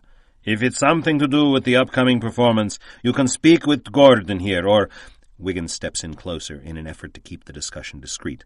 "It's about a former employee of yours, Mr. Arthur Kimball." Visconti pauses at the name and looks us over, his gaze darting between us nervously. "You don't look like constables." "We're not, and I take that to mean you've already heard about Mr. Kimball." Visconti nods and proceeds to walk past us, then hesitates, looking to us for permission to proceed. "Most unfortunate. Gentlemen, may we speak and walk?" We nod and fall in behind, leaving the theatre office and slipping once again into the backstage hall, which now contains a slew of people rushing about in every possible direction. Dodging musicians and performers, we try to keep up with Visconti, who moves as a man 20 years younger. Turning sharply towards a narrow stairwell, barely able to fit an adult of any size, Visconti takes hold of the thin metal banister and descends. He keeps his full attention directly to the steps before him. "We're working with Mr. Sherlock Holmes in an effort to bring Mr. Kimball's murderer to light," Wiggins tells him. Visconti swallows hard at the mention of Holmes's name. "Murder? So the police weren't so forthcoming after all, I see. Do you know anyone who might want to harm Mr. Kimball? I mean to say, did he have any enemies? Visconti abruptly stops, nearly sending all of us colliding together. With his attention still on the stairs before us, he mumbles more than speaks. Terrible. Absolutely terrible turn of events. Giovanni Ropper returns to London after all these years, and the composer he notoriously had tempers with turns up dead. Gentlemen, I don't presume to know what happened, but I certainly would start my investigations there. Giovanni was a most difficult performer to work with, but he had a particularly bad relation with Arthur. I don't know why. Arthur was such a quiet, unassuming man. Without waiting for a reply, he continues down the stairs. About the other cast and crew of the production, did any other relationships stand out? Wiggins inquires. In a poor manner, you mean? Visconti sighs. As I said, a most difficult man. Though Mr. Ropper often argued with Arthur over the music of Faust, I dare say there was a palpable loathing between Giovanni and William Goldsmith. The artistic administrator, Giovanni, took it quite personally that the sets were not set up to his standard of quality. And of course, with William being in charge of those dramatic fires on stage for the performance, well, I can certainly understand Mr. Ropper holding a grudge. That one I concede to him. So this Mr. Goldsmith was in charge of the fire that ultimately burned down the Carlisle. Did you ever find out exactly how that happened? The upper lip of Mr. Visconti twitches, as if wanting to say something, but forcing the words down. After a moment he speaks in a most casual tone. Pure negligence, I'm afraid. William was simply in over his head trying to accommodate Ropper's grandiose vision for the performance. Or, in other words, bad luck, gentlemen. Plain bad luck. We leave the stairs, follow Visconti through a door, down a short hall, duck through an arch, and find ourselves in the main auditorium of the theatre. Visconti sidesteps through the empty seats, and we follow the next row behind. Mr. Visconti, I must ask, we were at Lord Dunbar's house earlier and noticed one of the Enfield pistols missing from its display case. Again Visconti stops. He places his briefcase atop one of the seats and fumbles with the latch. I'm starting to get the impression Arthur did not drown at all. Gentlemen, all you need do is ask, and I will offer every cooperation at my disposal. Finally getting his case open, Visconti spins the case around, revealing the missing Enfield. I took the pistol for protection, but I assure you I did not kill Arthur Kimball. As I told the police earlier, I was with my lawyer, Clarence Clark, going over paperwork until late last evening. When we finished, he invited me to stay in his guest room till morning, which I did. Wiggins eyes the pistol from a number of angles as Visconti speaks. Taking note of Wiggins' interest, he hands the weapon over. Please, inspect it if you like. Obliging the previous owner of the Carlisle, Wiggins takes the firearm, opens the cylinder, peers through the barrel, and brings the hammer to his nose. No sign of it being shot recently, Wiggins says softly from behind the firearm. No, of course not. It is a last resort, nothing more. Content with his assessment, Wiggins passes the firearm back to Visconti, who puts it back into his case. The man, who must be in his late 60s, then looks at us with wide, passionate eyes. He chokes up, unable to speak clearly. If you, gentlemen, what I mean to say, working with Mr. Holmes, you must be in the business of finding people. We nod. Then I implore you, tears well up in his old eyes, you must find Mrs. Carrie Adams. She was the star performer alongside Giovanni during Carlyle's final performance. If Giovanni does have something to do with this, well, I couldn't live with myself if anything happened to Carrie. He removes his glasses and pinches the corner of his eyes at the bridge of his nose to prevent his tears from escaping. We'll make it a priority, Wiggins says directly to put Visconti at ease. Sliding through the last of the seats, Visconti enters the main aisle and heads toward the front doors to the theatre. I really must depart now, gentlemen. If you need me, you can find me at 13 Grosvenor Place until this whole thing is resolved. No one but you and the police know of my stay at this location, so I hope it will afford me a measure of security and rest.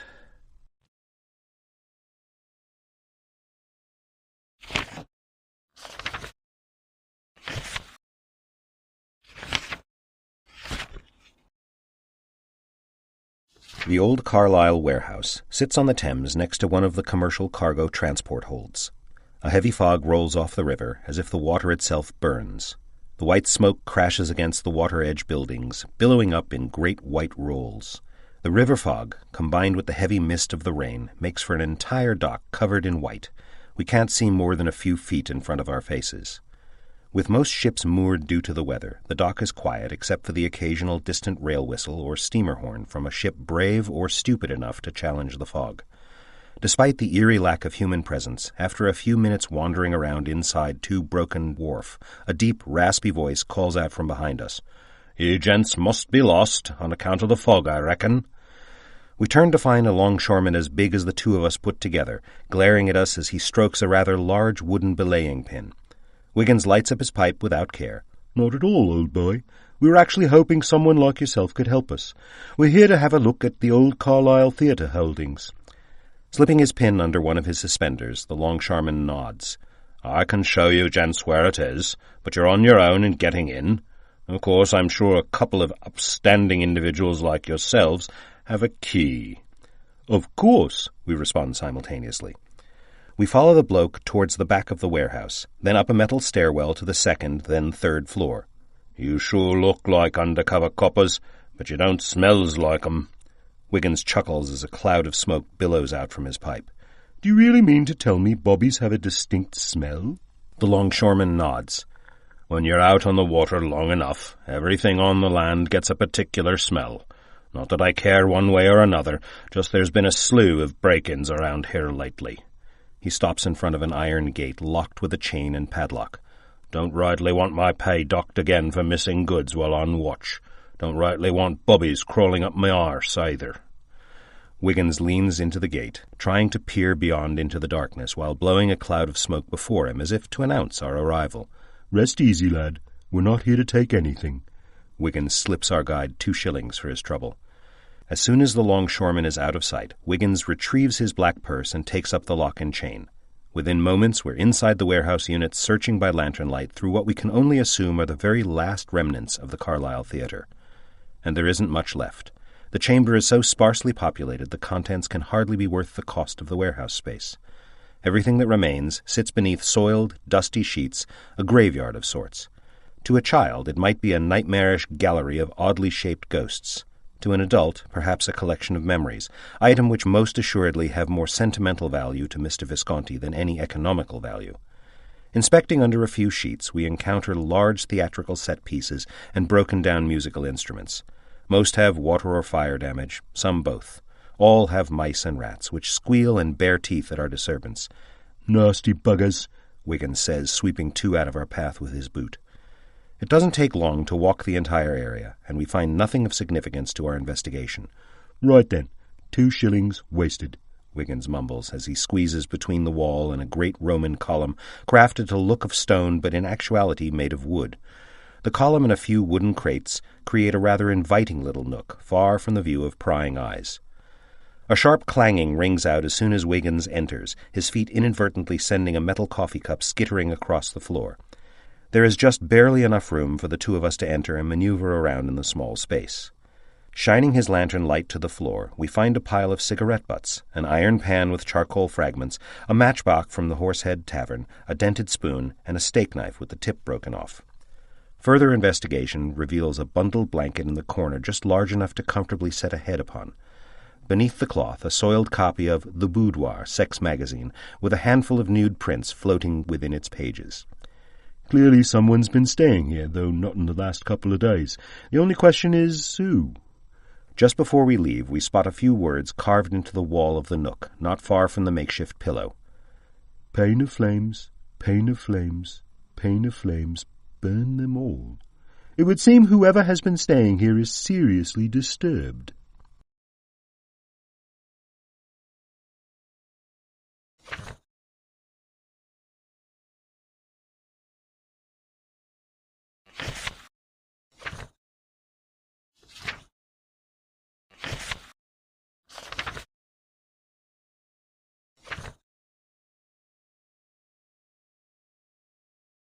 Speculating there may be more to learn from a lengthy talk with Constable Michael Kelly, we proceed to 28 Great Suffolk Street. In an effort to avoid the rain, which now falls in a torrent, we travel by hansom cab. The driver actually pulls up to 30 Great Suffolk Street, as a fallen tree branch blocks the street directly before the door to number 28. After paying our fare and stepping out of the cab, the door to Kelly's home opens. Kelly, in casual evening wear, appears, placing a cigar in his mouth. Another man, dressed in full rain attire, lingers in the light of the doorway, both men lashing out in heated debate. "Is it Roper?" Wiggins exclaims with excitement. "He's completely out of control. Absolutely unacceptable," Kelly's guest shouts in a fit. "God help him if anything happens to her." He then turns to depart.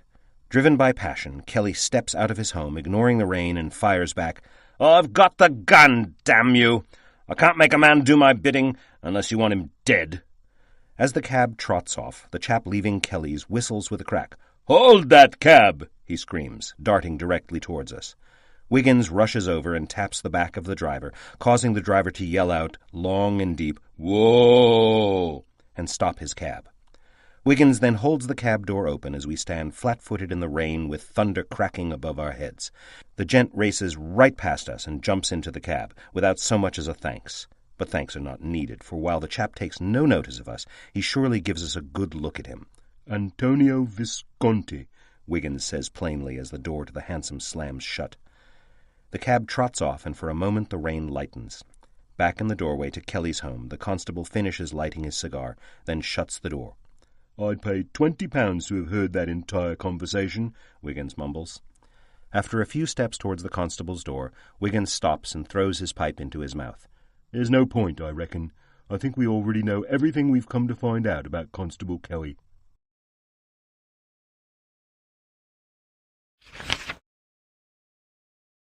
"13 Grosvenor Place feels more like a park address than a proper London address. The small, quaint stone house is nestled between two large clusters of oak trees and surrounded by far more grass than pavement. On any other day, Visconti's Buckingham Palace getaway would be picturesque, but today, in the persisting storm, the flooded lawn amounts to copious amounts of mud. The oaks rustle in the wind, shedding wet leaves with every heavy gust. Flashes of lightning frame the house like some far-off Gothic mansion out of Shelley's Frankenstein. As we approach, a loud clap grabs our attention at the front of the house.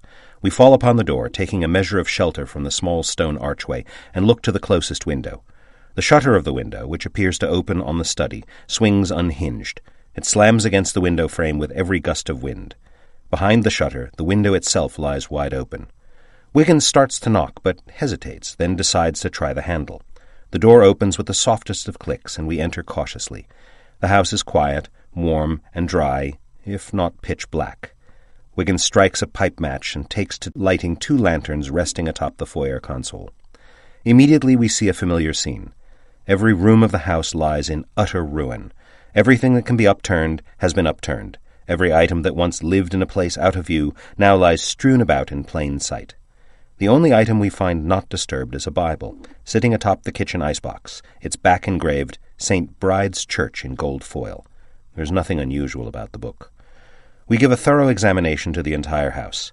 There are no clear signs of foul play, no blood, no weapons, and of course no body or signs of a body. But there is one notable takeaway.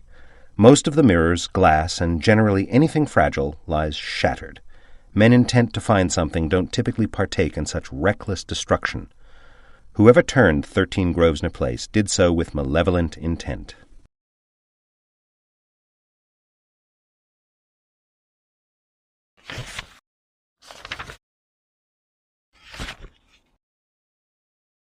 The big man above, the last recourse for villains and heroes alike. Strange that our investigation of such a case would lead us here. I wonder what we'll find within, Wiggins asks, tapping the embers of his pipe to the wet ground. Inside, only a few members of the congregation gather. Towards the pulpit, a figure sits with a hood drawn. His size and hood betray him. "Mr. Roper," Wiggins says softly as we sit on the pew directly behind him on either side, "you've been a mite difficult to catch up with." "Do you believe in him?" the tenor asks without turning to face us. "I did once, but I am a monster now. Death and despair are my only companions, it seems." He lowers his head in grief. "I thought I could, perhaps, return to London and begin again, that people would see past my grotesque nature to my performance. But I was wrong, so very wrong." Wiggins stirs uncomfortably in his seat. We all answer for the crimes we do, whether in this life or the next. Now, I must insist you come with us. Ropa turns, barely exposing the left side of his face to us. The constables? No, sir. Mr. Holmes and Dr. Watson, I prefer. They'll decide if there's enough to take to the constables. The names elicit a slight smile from the hooded man. You are honourable men, and I am so very glad for your help. Our help? Inquires Wiggins, a bit surprised. Ropa continues without regard for the interruption.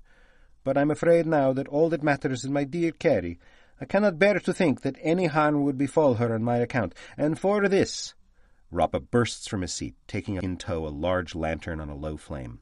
He continues in a powerful voice, true to his profession. It echoes boldly through the entire church, stunning us. I finish what was started years ago.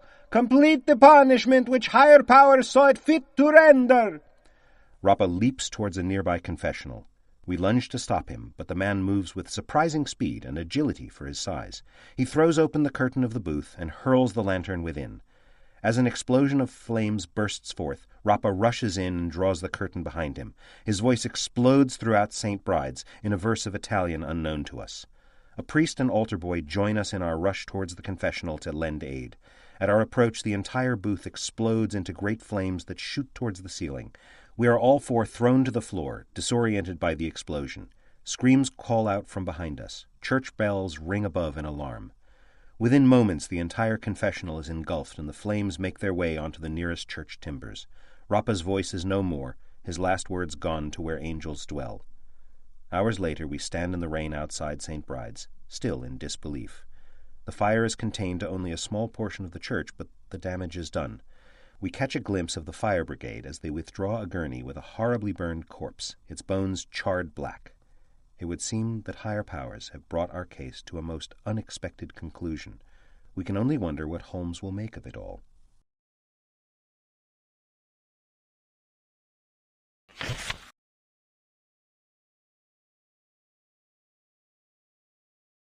"43 Holland Street, the Horsehead Tavern, or at least it was until recently. Apparently the Horsehead Tavern burnt down. A fortnight ago, gents," a nasally voice calls out from behind. Turning, we find a middle-aged woman, her hair heavy with gray, wearing a bloody apron and holding a great big cleaver. She rests on the iron rail separating the next building from the pub, smoking a fag. "That's when it burned down, in case you were wondering, which, from the looks of you were, is all." 2 weeks ago, Wiggins mutters. Did we find out when Mr. Roper's new review began? The woman swipes her cleaver across the bottom of her apron, sopping up a dark crimson coating. "Not that I mind, really. The beer tasted more like it came from the horse's arse, rather than its head. Used to have an awful lot in there, too. Still do, with that horrible vagrant coming about in the middle of the night." Vagrant, ma'am? "Terrible-looking man. His face all mangled up the way it was. Snuck in not 2 nights ago. Don't know who was there with him, but I heard a ruckus that'd wake the dead." What kind of disturbance, specifically? Wiggins takes out pen and paper and gets to writing. "How many kinds are there, you fool? Sounded like a right brawl. I grabbed my cleaver and was halfway to the door to scare 'em off, and I heard a gunshot. Stopped me dead in my tracks, it did. Next thing I know, the vagrant goes crashing through the upstairs window, landed right on the roof of the stagecoach, bounced to the ground, and took off like a rat in the night that he is." The constables, ma'am? She leans over backwards, giving out a sharp snort.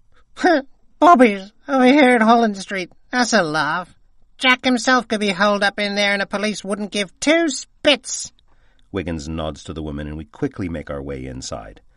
The downstairs parlor of the pub is rightly burned through, the smell of char overpowering our senses. As we near what's left of the stairs leading to the second floor, we pick up the faint smell of another odor we're well acquainted with. Death. The scene on the second floor is a most gruesome one. A middle-aged man tied to a dining chair by the wrists and ankles, numerous contusions across his body.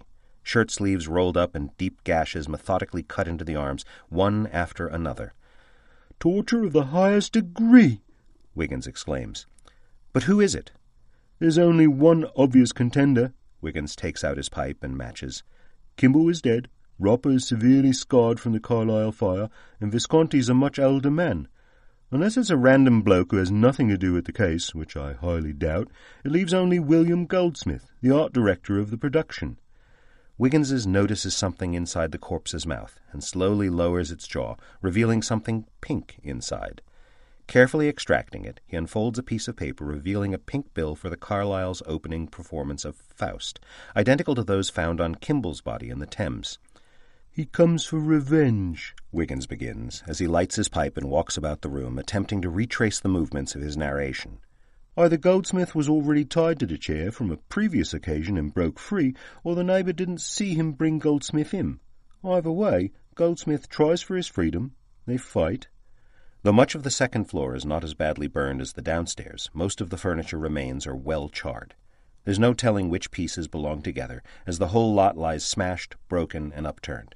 It was a hell of a scuffle.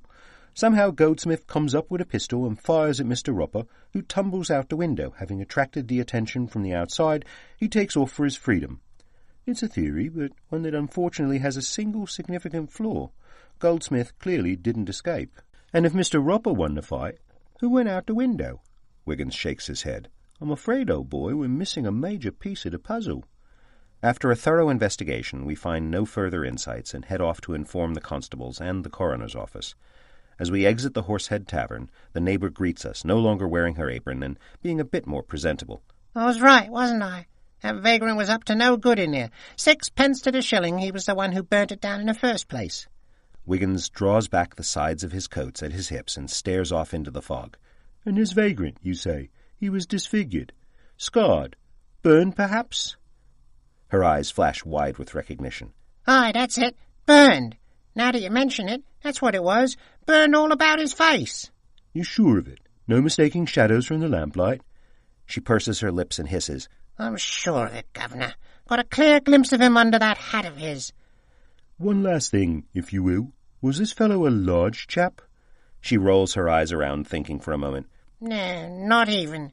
All men are big when you're my size, you understand, but hardly a big fellow that I recall. If you want a proper account of his looks, why don't you talk to Lerner? Lerner, ma'am? Daniel Lerner. Driver of a stagecoach the vagrant crashed right through, as if God had thrown him out of the heavens himself. He's been parking on the side of the Horsehead as long as I can remember. While we stand discussing our next course of action between ourselves, the woman shakes her head at us. There's something not right about all this. The devil himself watches over you two. I have a sense about these things. You best get to a church and confess all that you've seen before he decides to do more than watch. We bid the neighbour farewell and head towards the nearest constable station.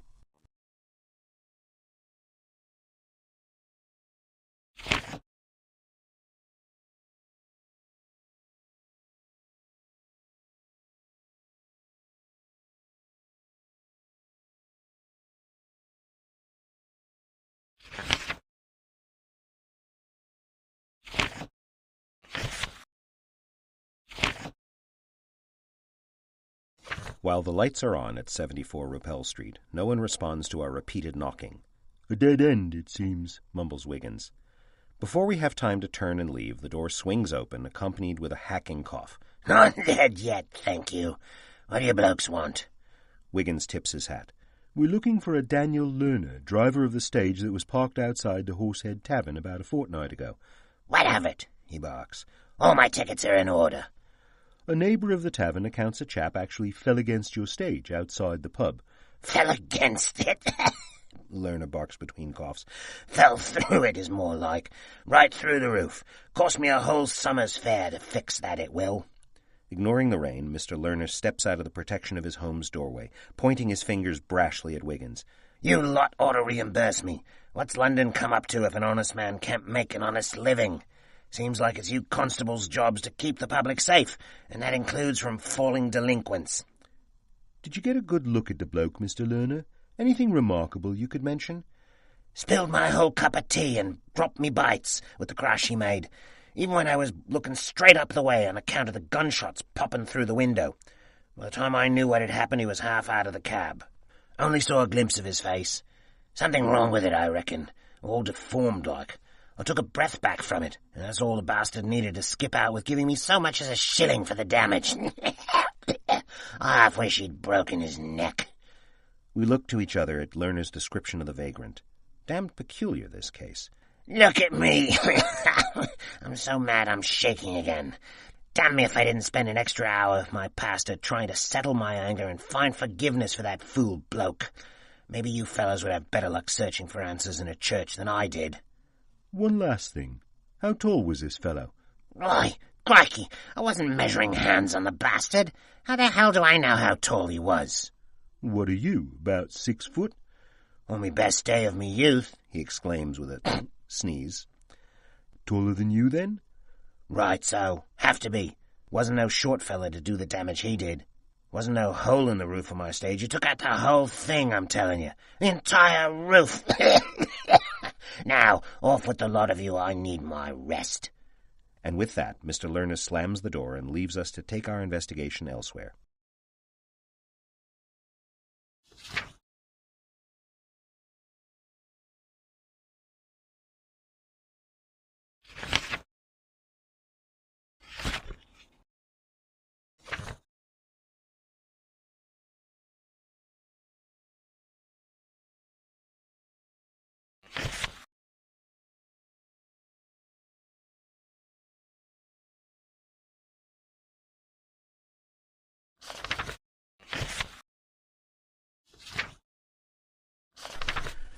We have no trouble finding our way to apartment 7 of the elegant townhouse of 27A Rothwell Street. After no answer at a couple of raps at the door, Wiggins pulls a small black soft case from his vest. "Keep a lookout," he mutters, as he carefully selects 2 small metal prongs from the case set. Before Wiggins can get to work, an adjacent apartment door opens and an old man emerges. "There's no use there, officers. Mr. Goldsmith isn't in." Wiggins turns around, pocketing his picks in a single well-rehearsed motion. "Do you know where we might find him, Mr.—" Dr. Arthur Prescott." The old man reaches out to shake our hands before continuing. "And no, I have no idea where Will is as of late. Haven't seen him for 2 or 3 days now, I'd say. But don't be alarmed, the young man has a knack for disappearing for days at a time, on account of all his bohemian acquaintances, I gather. None of them keeps banker's hours, you know." Before we can pursue the matter further, the doctor tips his hat and departs. "How did you know we were police, sir?" Wiggins winks as he lies. The doctor calls back without turning. "There was another constable looking for William asking questions not a few days back. Bohemian acquaintances and the law often butt heads." As soon as Prescott is down the stairs, Wiggins gets back to work. In a few moments we let ourselves into Mr. Goldsmith's apartment. A modest dwelling furnished with every type of art imaginable, from paintings to sculpture. It also has a wardrobe full of fantastical costumes and walls cluttered with framed letters from a wide collection of theatre professionals. We spend nearly 2 hours investigating Mr. Goldsmith's home. In fact, figuring he and Mrs. Adams are close friends, and half hoping Goldsmith will return during our search, Wiggins puts on some tea. Such a vast collection of materials makes for an entertaining inquiry, but leaves so many possibilities. If there are any leads here, we most certainly don't spot them. To our dismay, no one arrives. Eventually, we wash the porcelain and move on.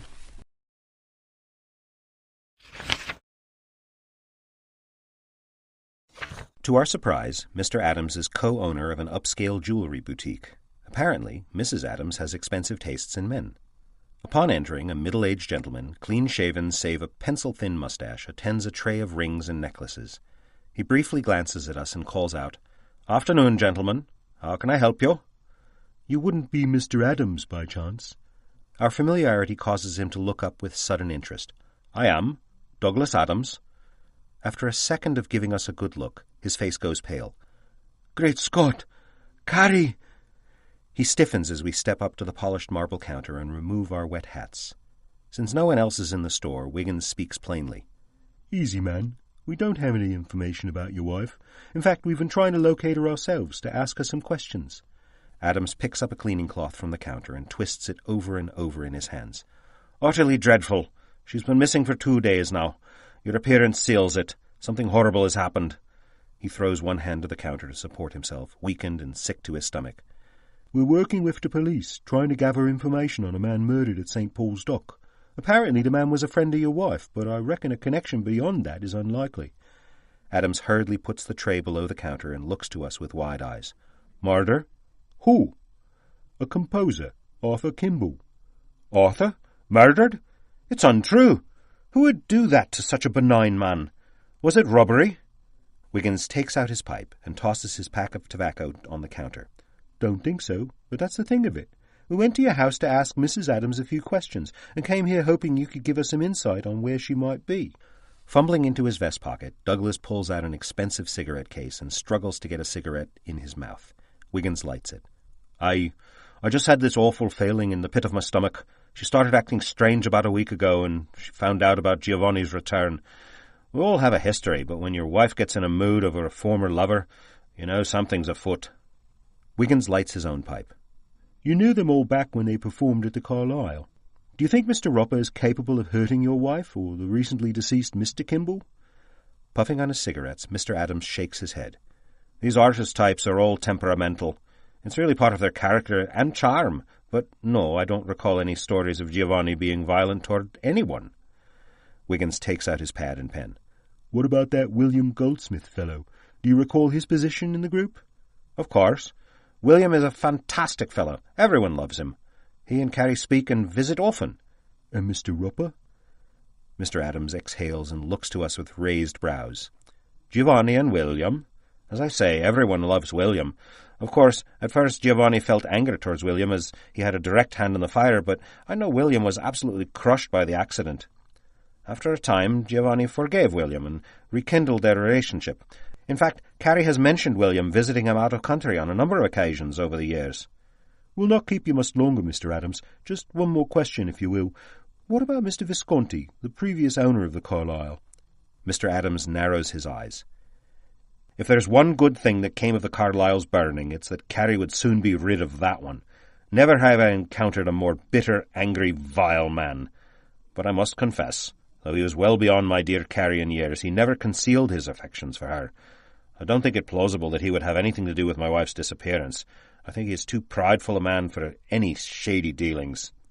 We assure Mr. Adams of the police effort to find his wife, and move to depart the jewellery store. Are you religious men, gentlemen? Something tells me my wife can use all the prayers she can get. Perhaps in your travels you can visit a church and take a knee for her.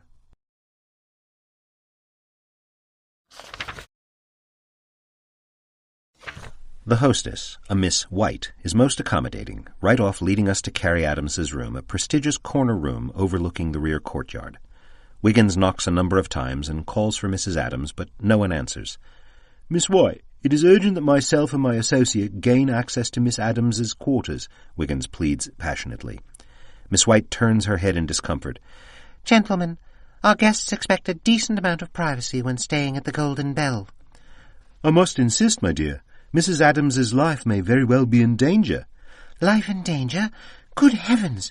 The next room over complained this morning about a ruckus last night. Maybe we should call for a constable? Wiggins steps to the door. There's no time, I'm afraid. Please. Very well, she says, putting key to lock. But only because you work for Mr. Holmes and that handsome Dr. Watson. With a sense of urgency, we rush into the room, Wiggins calling out again for Mrs. Adams. The room is silent, not a soul but ourselves present. May we take a moment to look around? Wiggins asks. Miss White nods and leaves us to investigate on our own. Bring the key back when you're done, gentlemen. The room is fitted primarily for the comfort of a woman of Mrs. Adams's status, a woman using the hotel as her personal quarters to escape the pressures of being a semi-public figure and the strain on a marriage with two working partners. Expensive chocolates, the finest linens, excessive pillows, a large assortment of books in 2 cases, and Mrs. Adams's personal effects. Nothing unusual until Wiggins walks over to the vanity next to the balcony door. The noises from last evening, it would seem, he mutters, as he rummages through a pile of books and papers thrown to the floor. Clearly, someone swept the contents from the tabletop to the floor. Everything but this one broken picture. Wiggins holds up a tattered painting of the Carlisle at its grand opening. And here, Wiggins continues, pointing to the shattered mirror atop the vanity, a small condensed spiderweb of cracks that spread out in 3 or 4 places across the entire glass. Somehow I don't think Mrs. Adams is prone to punching mirrors in a fit of anger or despair.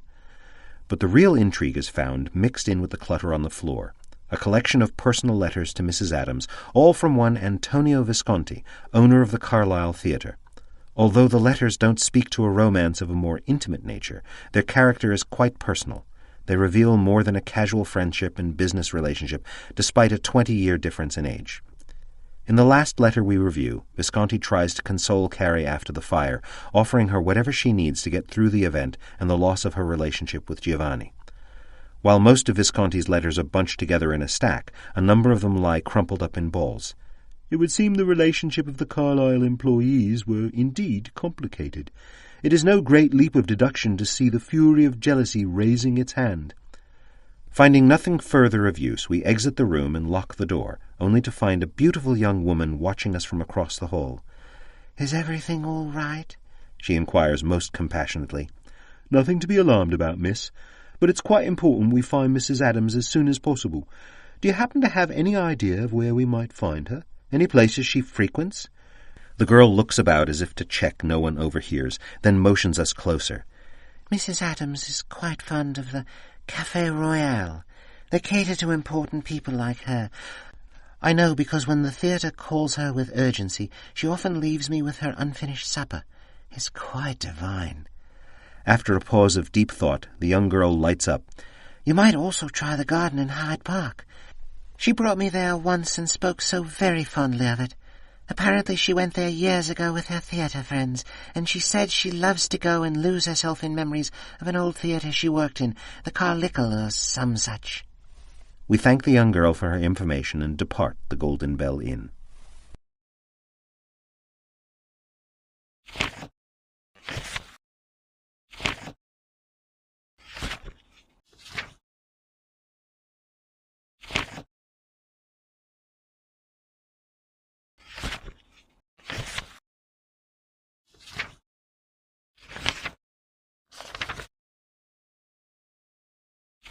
The fog lies so thick at 21 Southwark Bridge Road when we arrive, we completely miss the building and find ourselves standing on the corner. Looking down the streets in any direction is an exercise in futility, as we can scarcely see more than a dozen feet before us. "We missed it," Wiggins blurts out, half amused, half bewildered. Retracing our steps, we approach the front door of every other building, ensuring we don't miss number 21. Our plan works, and in short order we come to the front steps of the station. Inside, a number of bobbies go about their business. The night must be busy despite the inclement weather. "Excuse me, chap." Wiggins grabs the arm of the nearest officer. "Can you direct us to any constables working on the Arthur Kimball murder out of the Thames? Preferably anyone who's had a word with the Palace Theatre or previous owner of the old Carlyle." The officer stands there looking at us like we just asked him to recite the royal line of the last 700 years. Luckily for us, another constable steps up from behind him, a large man with a prominent chin and a wide face, framed by burgundy hair. "As you were, Charles. I'll take care of this." The first officer nods and disappears into the buzz of the room. "Michael Kelly," he says with an authoritative air. "I know the case you're speaking of, but Thames Division has jurisdiction. None of the officers here would be involved in that case unless a specific request came in, which it hasn't." Wiggins' eyebrows raise. "Were you the officer who spoke to George Hogarth, the owner of the Palace Theatre, about the case? Hogarth was a bundle of nerves after you left. The poor fellow seemed right set on firing Giovanni Roppa and cancelling the upcoming performances altogether." We could swear a slight smirk escapes the constable's face. "Archibald Cray specifically wanted to avoid scandal, which is why I don't understand why you would have spoken to him." Adjusting his belt and the truncheon hanging at his hip, Kelly looks about the station, completely ignoring our presence. "Well, gentlemen, I regret to inform you that I had no such conversation with Mr. Hogarth, was it? I suspect if a constable did speak to Mr. Hogarth, he should investigate some of the other nearby police stations." We look at each other in confusion, privately confirming to one another that neither of us is in fact insane. Wiggins continues, "Just to clarify, if I may, Constable, you've never spoken to Mr. George Hogarth?" Constable Kelly leans toward us, his face a bit twisted in irritation. "That's what I just said, isn't it?" Wiggins retrieves his notebook from his pocket. "Just being thorough, Constable. I'm sure a man in your line of work can appreciate that. Now, just one more question, if we may. Does Visconti know about the murder?" "I would have—" The constable stops himself in mid-sentence and grinds his teeth as if he just bit into gristle. "Who would that be, gentlemen?" "The previous owner of the Carlyle, Antonio Visconti." The skin of Kelly's face flushes crimson. "I have other things to do today than repeatedly answer the same questions, gentlemen. As I said, no one in this station is actively working on the Kimball murder. Therefore, no one from this precinct is speaking to potential leads or potential suspects of the case." Interesting. Wiggins scribbles in his notebook, then returns it to his vest. Just thought perhaps you knew him in a personal capacity by chance. I do not. Now, good day, gentlemen. Constable Kelly waves us to the door and then turns and takes up a conversation with one of the other officers of the station.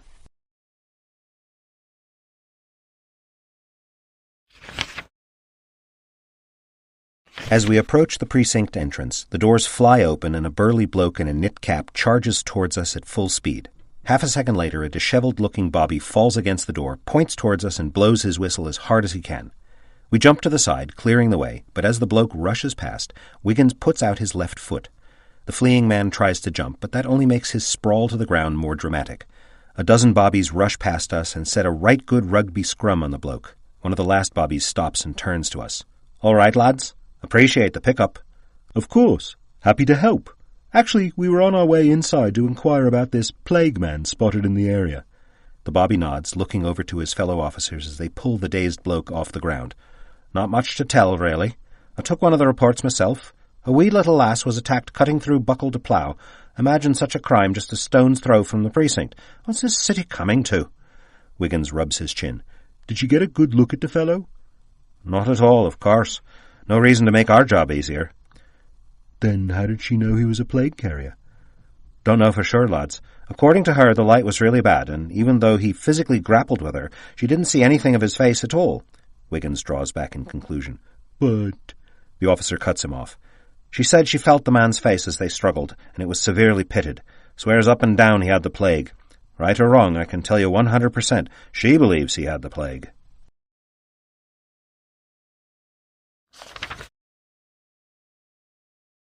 The law office of Clark and Stamford is buzzing despite the bad weather.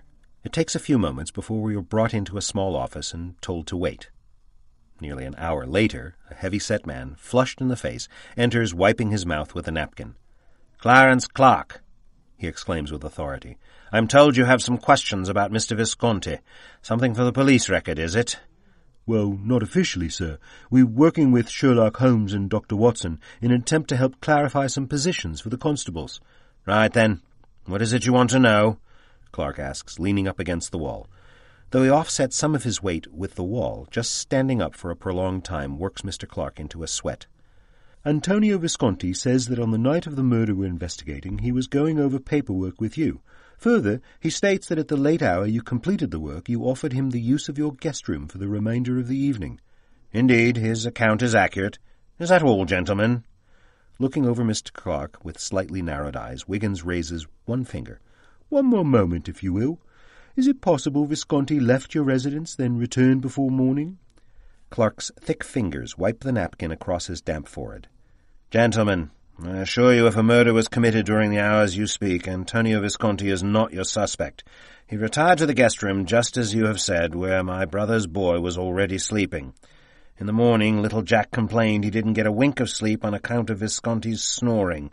Said it sounded like some beast in a briar, scaring him half to death with every breath." Before we can respond, a woman enters and addresses Mr. Clark in a soft voice. "Sir, Father Mayhew from St. Bride's Church is here. He's quite insisted on seeing you, on account of that donation you promised last week." Clark looks back to us, even more irritated. "If you need something official, I will be happy to send the account in writing to the constabulary. Now, if that's all—" Mr. Clark stamps out of the room, leaving us to depart on our own accord a moment after.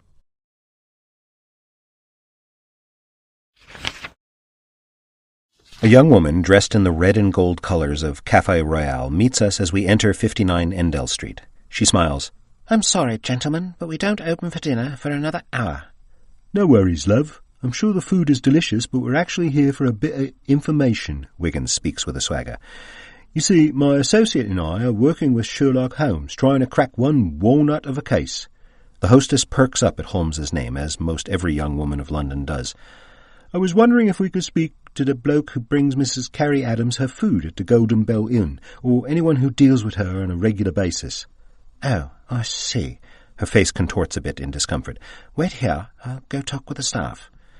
We do as she asks, standing in the foyer of a very lavish Café Royal. Not an old boys' club, but an establishment that certainly caters to the wealthier inhabitants of the city. "Have to come back and give this kitchen a go one of these days," Wiggins says with a grimace and a nod, while inspecting the landscape. Before long, the hostess returns with a slightly worried look about her. "I'm sorry, gentlemen, it is as I feared. None of the staff recognizes her name. You see, whenever we do bring our food to our select guests, the Café Royal has a strict policy against fraternization. Some of London's most exclusive individuals frequent the Royal, so, you see, it wouldn't be proper for our staff to impose. We're not even allowed to accept tips." Surely someone must remember going to the Golden Bell Inn, the corner top-floor chamber? Her nose crinkles.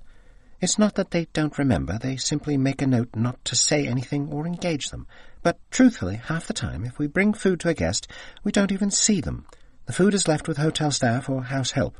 I don't mean to be unhelpful. Wiggins nods. No, I understand. All right, thank you for your time, love. As we turn to exit, the hostess bites her lip and looks towards the floor. Please call on me any time, sir. I promise to be a help next time.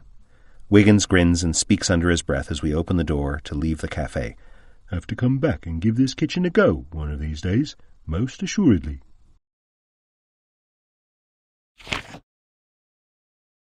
Though the rain has abated by the time we arrive at Hyde Park, the water continues to stream out of the park entrance. It spills onto the road, forming an ankle-deep pool with no means to circumvent it. In the absence of the rain, a blanket of fog settles about the park. A bloody waste of time in this mess, Wiggins mutters. We'll not find a single clue here today. He takes a long look about, down the road in both directions, to get his bearings before continuing. Well, we're here now.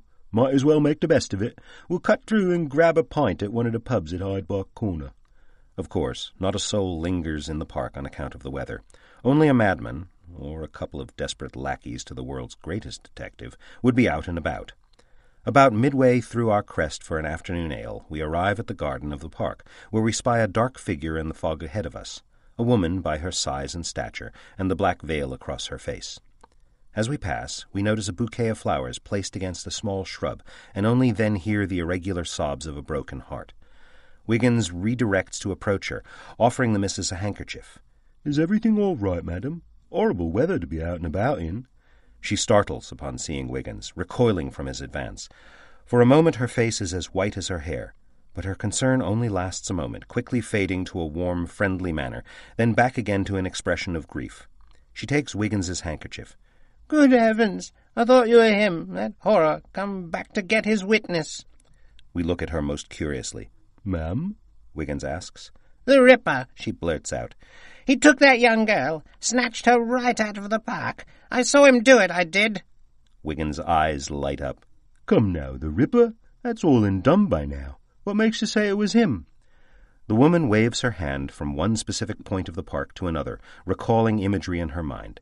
That beautiful young girl was standing right there when he approached. He had a long coat and a wide-brim hat. Couldn't see anything of him. Even as he approached, she couldn't see much of him until he was right on top of her. He must have been the Ripper, because the minute she saw his face, she stumbled back and tried to scream out. She was so terrified hardly a sound came out, then down she went as if the life had been snatched right out of her. Wiggins moves over to the grassy area where the woman points. You mean to say she fainted? I do.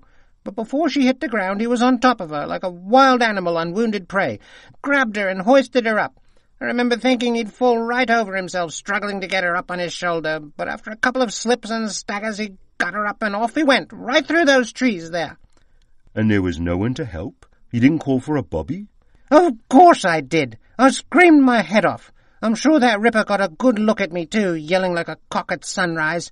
But by the time he came over, they were gone. Eventually the bobbies took a look, but what was there to find? He didn't cut her in the park. He just picked her up and ran off. You'll see. She'll turn up in a broadside. I just know. Poor girl. She was always such a sweet and pleasant thing. Wiggins steps in close. Do you mean to say you knew her? I've seen her a couple of times. God forgive me. I can't remember her surname, but her first name was Carrie. The woman takes up Wiggins's hand in her own. The only thing left now is to pray that she finds peace.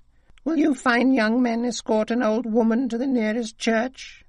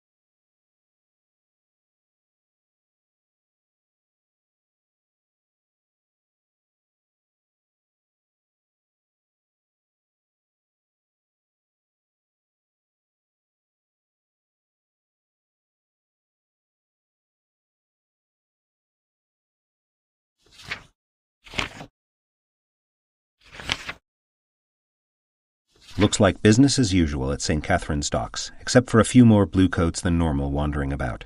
We stop the nearest one, introduce ourselves, and inquire about the robbery. The officer obliges us. Sniffing up the wrong tree on this one, gents. This was a theft of furs from America.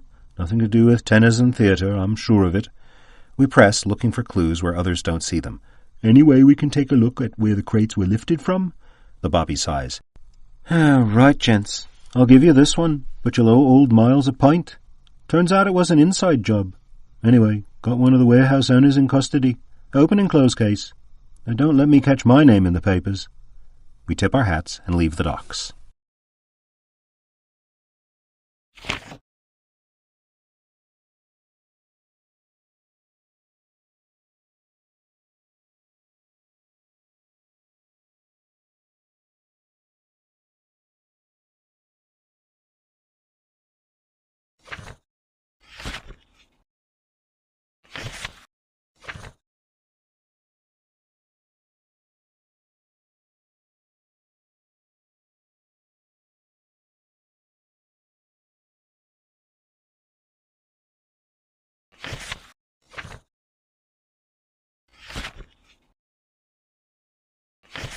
A bit off to see Fenchurch Street Station completely empty.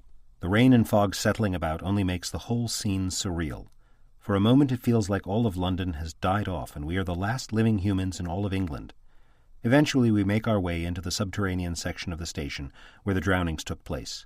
We meet a station worker named Max, who gives a detailed account of all 3 deaths. They seem indeed accidental.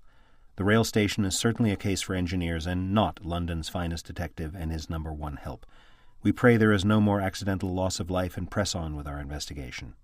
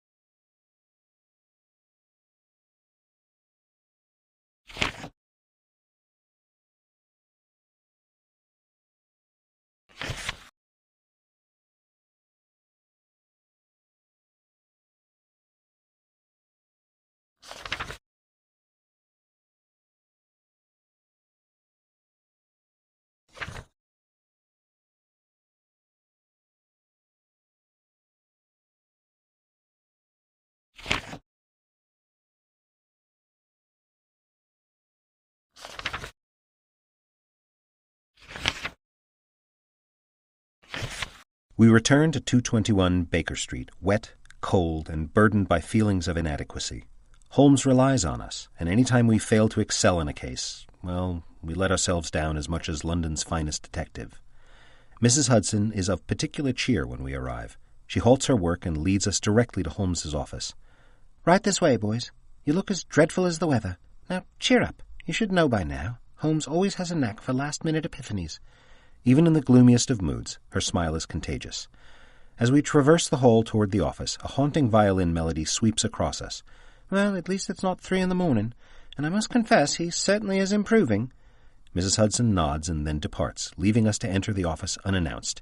Inside, the room is completely dark, save for the smallest of fires burning in the fireplace. We see Holmes's arms protruding from the back of his armchair against the light of flickering flames. They sweep the bow of his violin back and forth in the slightest manner. Mrs. Hudson most certainly understated his ability. Fantastic, Mr. Holmes. This latest composition is your best yet. A match flares up behind us in the shadows. We turn to see Holmes lighting his pipe with a grin. I'm afraid no amount of practice will afford me even a fraction of such talent. Holmes turns up the lights in the office as the music abruptly ends. Before the fireplace, Giovanni Roppa rises from the chair. He returns the violin to its case while looking at us from behind his partial black veil. Grazie, Mr. Holmes. That is a fine compliment. Closing the case, Mr. Roppa looks to us. And thank you, gentlemen, for your comments on my playing. But even more so, in all that you have done for me personally. I fear I would not be alive today if it were not for you. We stand with our mouths agape, dumbfounded. Holmes bursts out laughing, and Giovanni shortly follows. Come now, Sit down, gentlemen, before you faint. Just a bit of fun at your expense. Chuckling, Holmes sits at his desk as we all take a seat. Wiggins finally manages to speak. I just don't understand it, Mr. Holmes. Indeed, I see that. Holmes blows a plume of pipe smoke before us. If you had heeded my advice, Roper is not a suspect. Perhaps you would not have such a perplexed look on your faces. Again Holmes smiles. Allow me to review the case, gentlemen. Before we begin, you must remember that the scene of a crime often contains everything necessary to find the truth of it. This alone will be of immense help in all future cases. Let us look at the recently deceased, Arthur Kimball. Now, Mr. Wiggins, I know from your reports that you observed many of the critical elements. You only failed to deduce their relevancy. For Mr. Roper's case was indeed a scheme of revenge, but by the time we finish you may be surprised at who was taking revenge upon whom. Lighting his own pipe, Wiggins can't help but stare at Roper as Holmes continues. First, the playbills. There is no logical explanation for Mr. Kimball's corpse to contain a literal stuffing of them. Clearly the bills were meant as a message. Thus Kimball's murder was no crime of passion, no crime of chance, but indeed premeditated. Next we look at the cause of death. At face value, the body was meant to look burned alive and disposed of in the river. Such violent death points to personal grievance, to punishment. Perhaps no other case has ever painted such a clear picture of a single suspect in only 2 crime scene clues. Giovanni Roper, a fantastic tenor whose career was cut short at his height, nearly burned to death on the stage. But the murderer went even further, presenting one more clue in an attempt to assure Roper's guilt. Holmes walks across the room and places his hand on Giovanni's shoulder as he continues. The shoes. Benign by themselves, but after talking to the Carlyle's old caretaker, one would discover an ongoing dispute where Kimball constantly argued with Giovanni about being caught dead with his well-worn, comfortable shoes. The good half of Roper's mouth turns up in a slight smile. He was red-hot about that at first, but over time it became more of a humour between us. 3 distinct clues left behind by the murderer, making it near impossible for anyone but Giovanni to have committed the crime. However, we are far from done. Mr. Kimball came to the docks, well off the path of his common travels, with no business at hand and no personal connection to St. Paul's docks. As there were no signs of struggle, we can infer from this that Kimball came to the docks of his own free will and knew his murderer. But Mr. Holmes, Wiggins interrupts, could not someone have accosted Mr. Kimball away from the docks and brought him there at gunpoint or some such? Holmes nods as he puffs on his pipe. Possible, but there are 100 alleys and dark corners in the vicinity with which to relieve a man of his money. Surely if a random thief attempted to walk Kimball down to the dock, Kimball would have surmised his upcoming end and, at the very least, shouted out. I had the constables survey the area, and no witnesses were found to corroborate any such event. No, Kimball came to the docks of his own accord, to meet with an old acquaintance, most likely lured by some juicy tidbit of information from the past, though how Kimball was lured is ultimately irrelevant. Lastly, from the scene of the crime we come to the gill net which entangled the body. As you discovered from Inspector Cray, such nets have no place on the dock, which means the net was purposely set to hold Kimball's body in place, to keep it from drifting downriver, never to be found. So the murderer wanted the body to be found, and wanted it to appear that Mr. Roper was taking revenge. Holmes nods ever so slowly. Right. And such blatant, obvious direction could only truly be misdirection. To be honest, Mr. Holmes, we were on that line of thought for the most part, but we never could come up with anyone else. Holmes paces back to the other side of the room. You'll see why that is quite understandable in a moment, but, gentlemen, you are so very close, for the murderer was right under your nose the whole time, out of sight, but under nose. The truth of Kimball's murder was found by Thomas Blood's own hands. Kimball was shot through the back by an Enfield .45, and this alone released Giovanni from all suspicion. Giovanni raises his gloved right hand. The murderer clearly had not been someone who knew me after the accident, else they would have realized I have virtually no use of my right hand.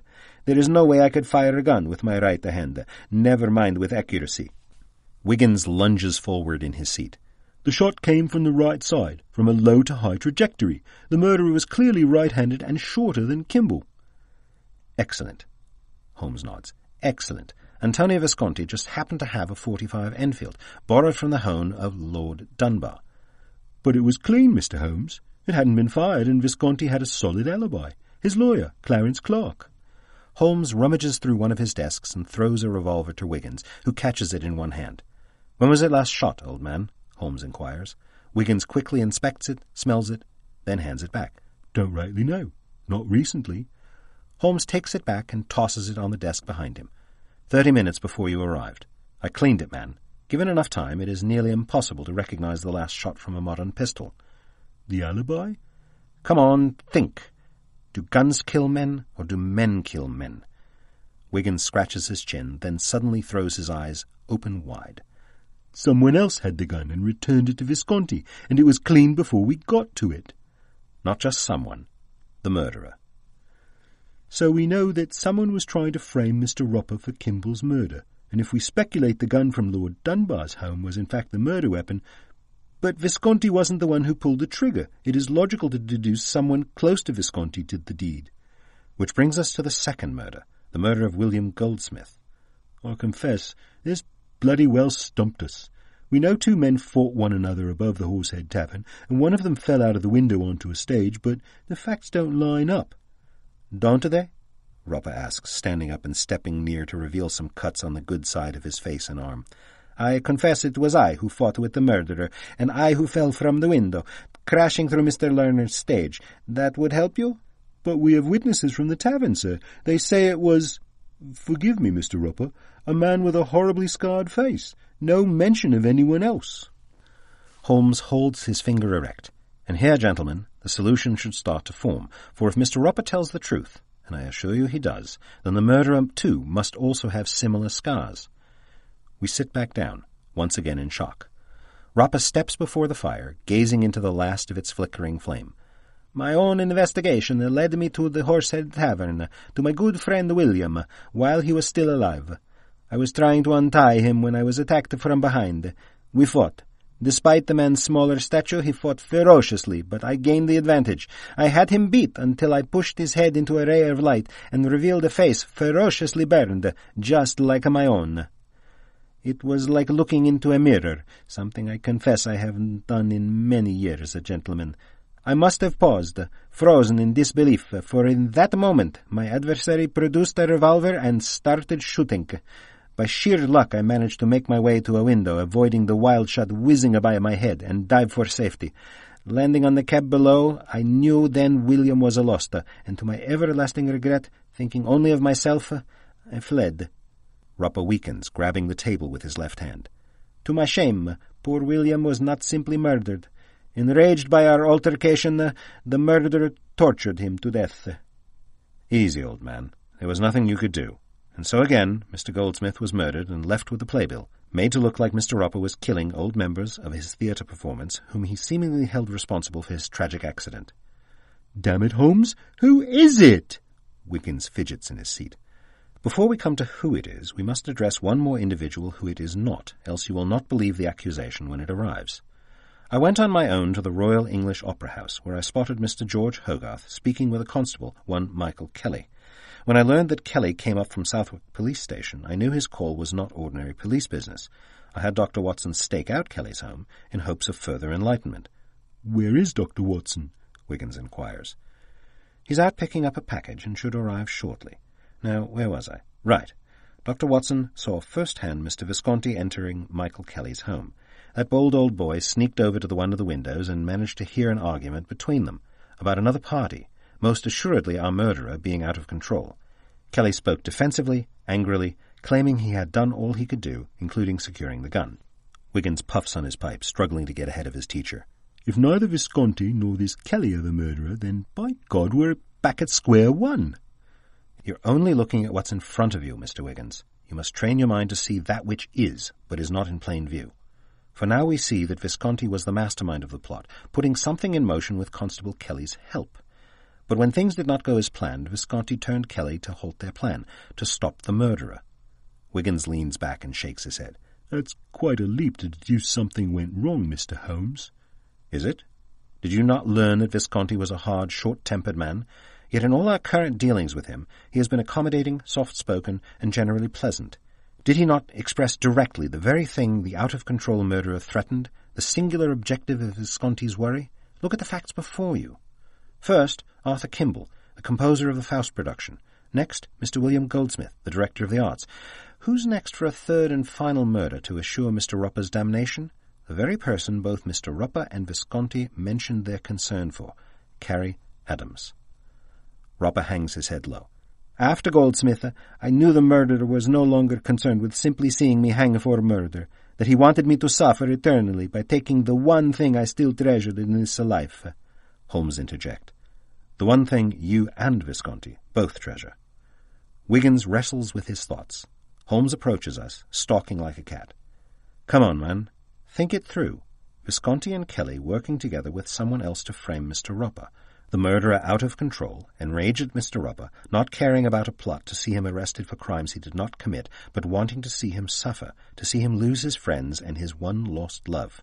A murderer who shares the same scars of fire from that same fateful night. For in my visit to St. Luke's Hospital, I found a report of a badly burned young man on the night of the Carlisle fire, whose record disappeared, containing the only name attached to the case, Constable Michael Kelly, a decade-old family accomplice revealed. Wiggins's eyes light up. Can it be? Vito Visconti? He didn't die in the fire? But why would anyone keep their son's survival hidden from public view? Did you not see that the fire of the Carlisle financially ruined Visconti? Catering to Mr. Roper's whims, Holmes turns to Roper and slightly bows. If you will, Roper nods. Visconti did not renew the insurance on the theatre, pumping all his money into the performance and its fanfare. After the fire he was totally broken, except for one single lifeline, a life insurance policy on his only son.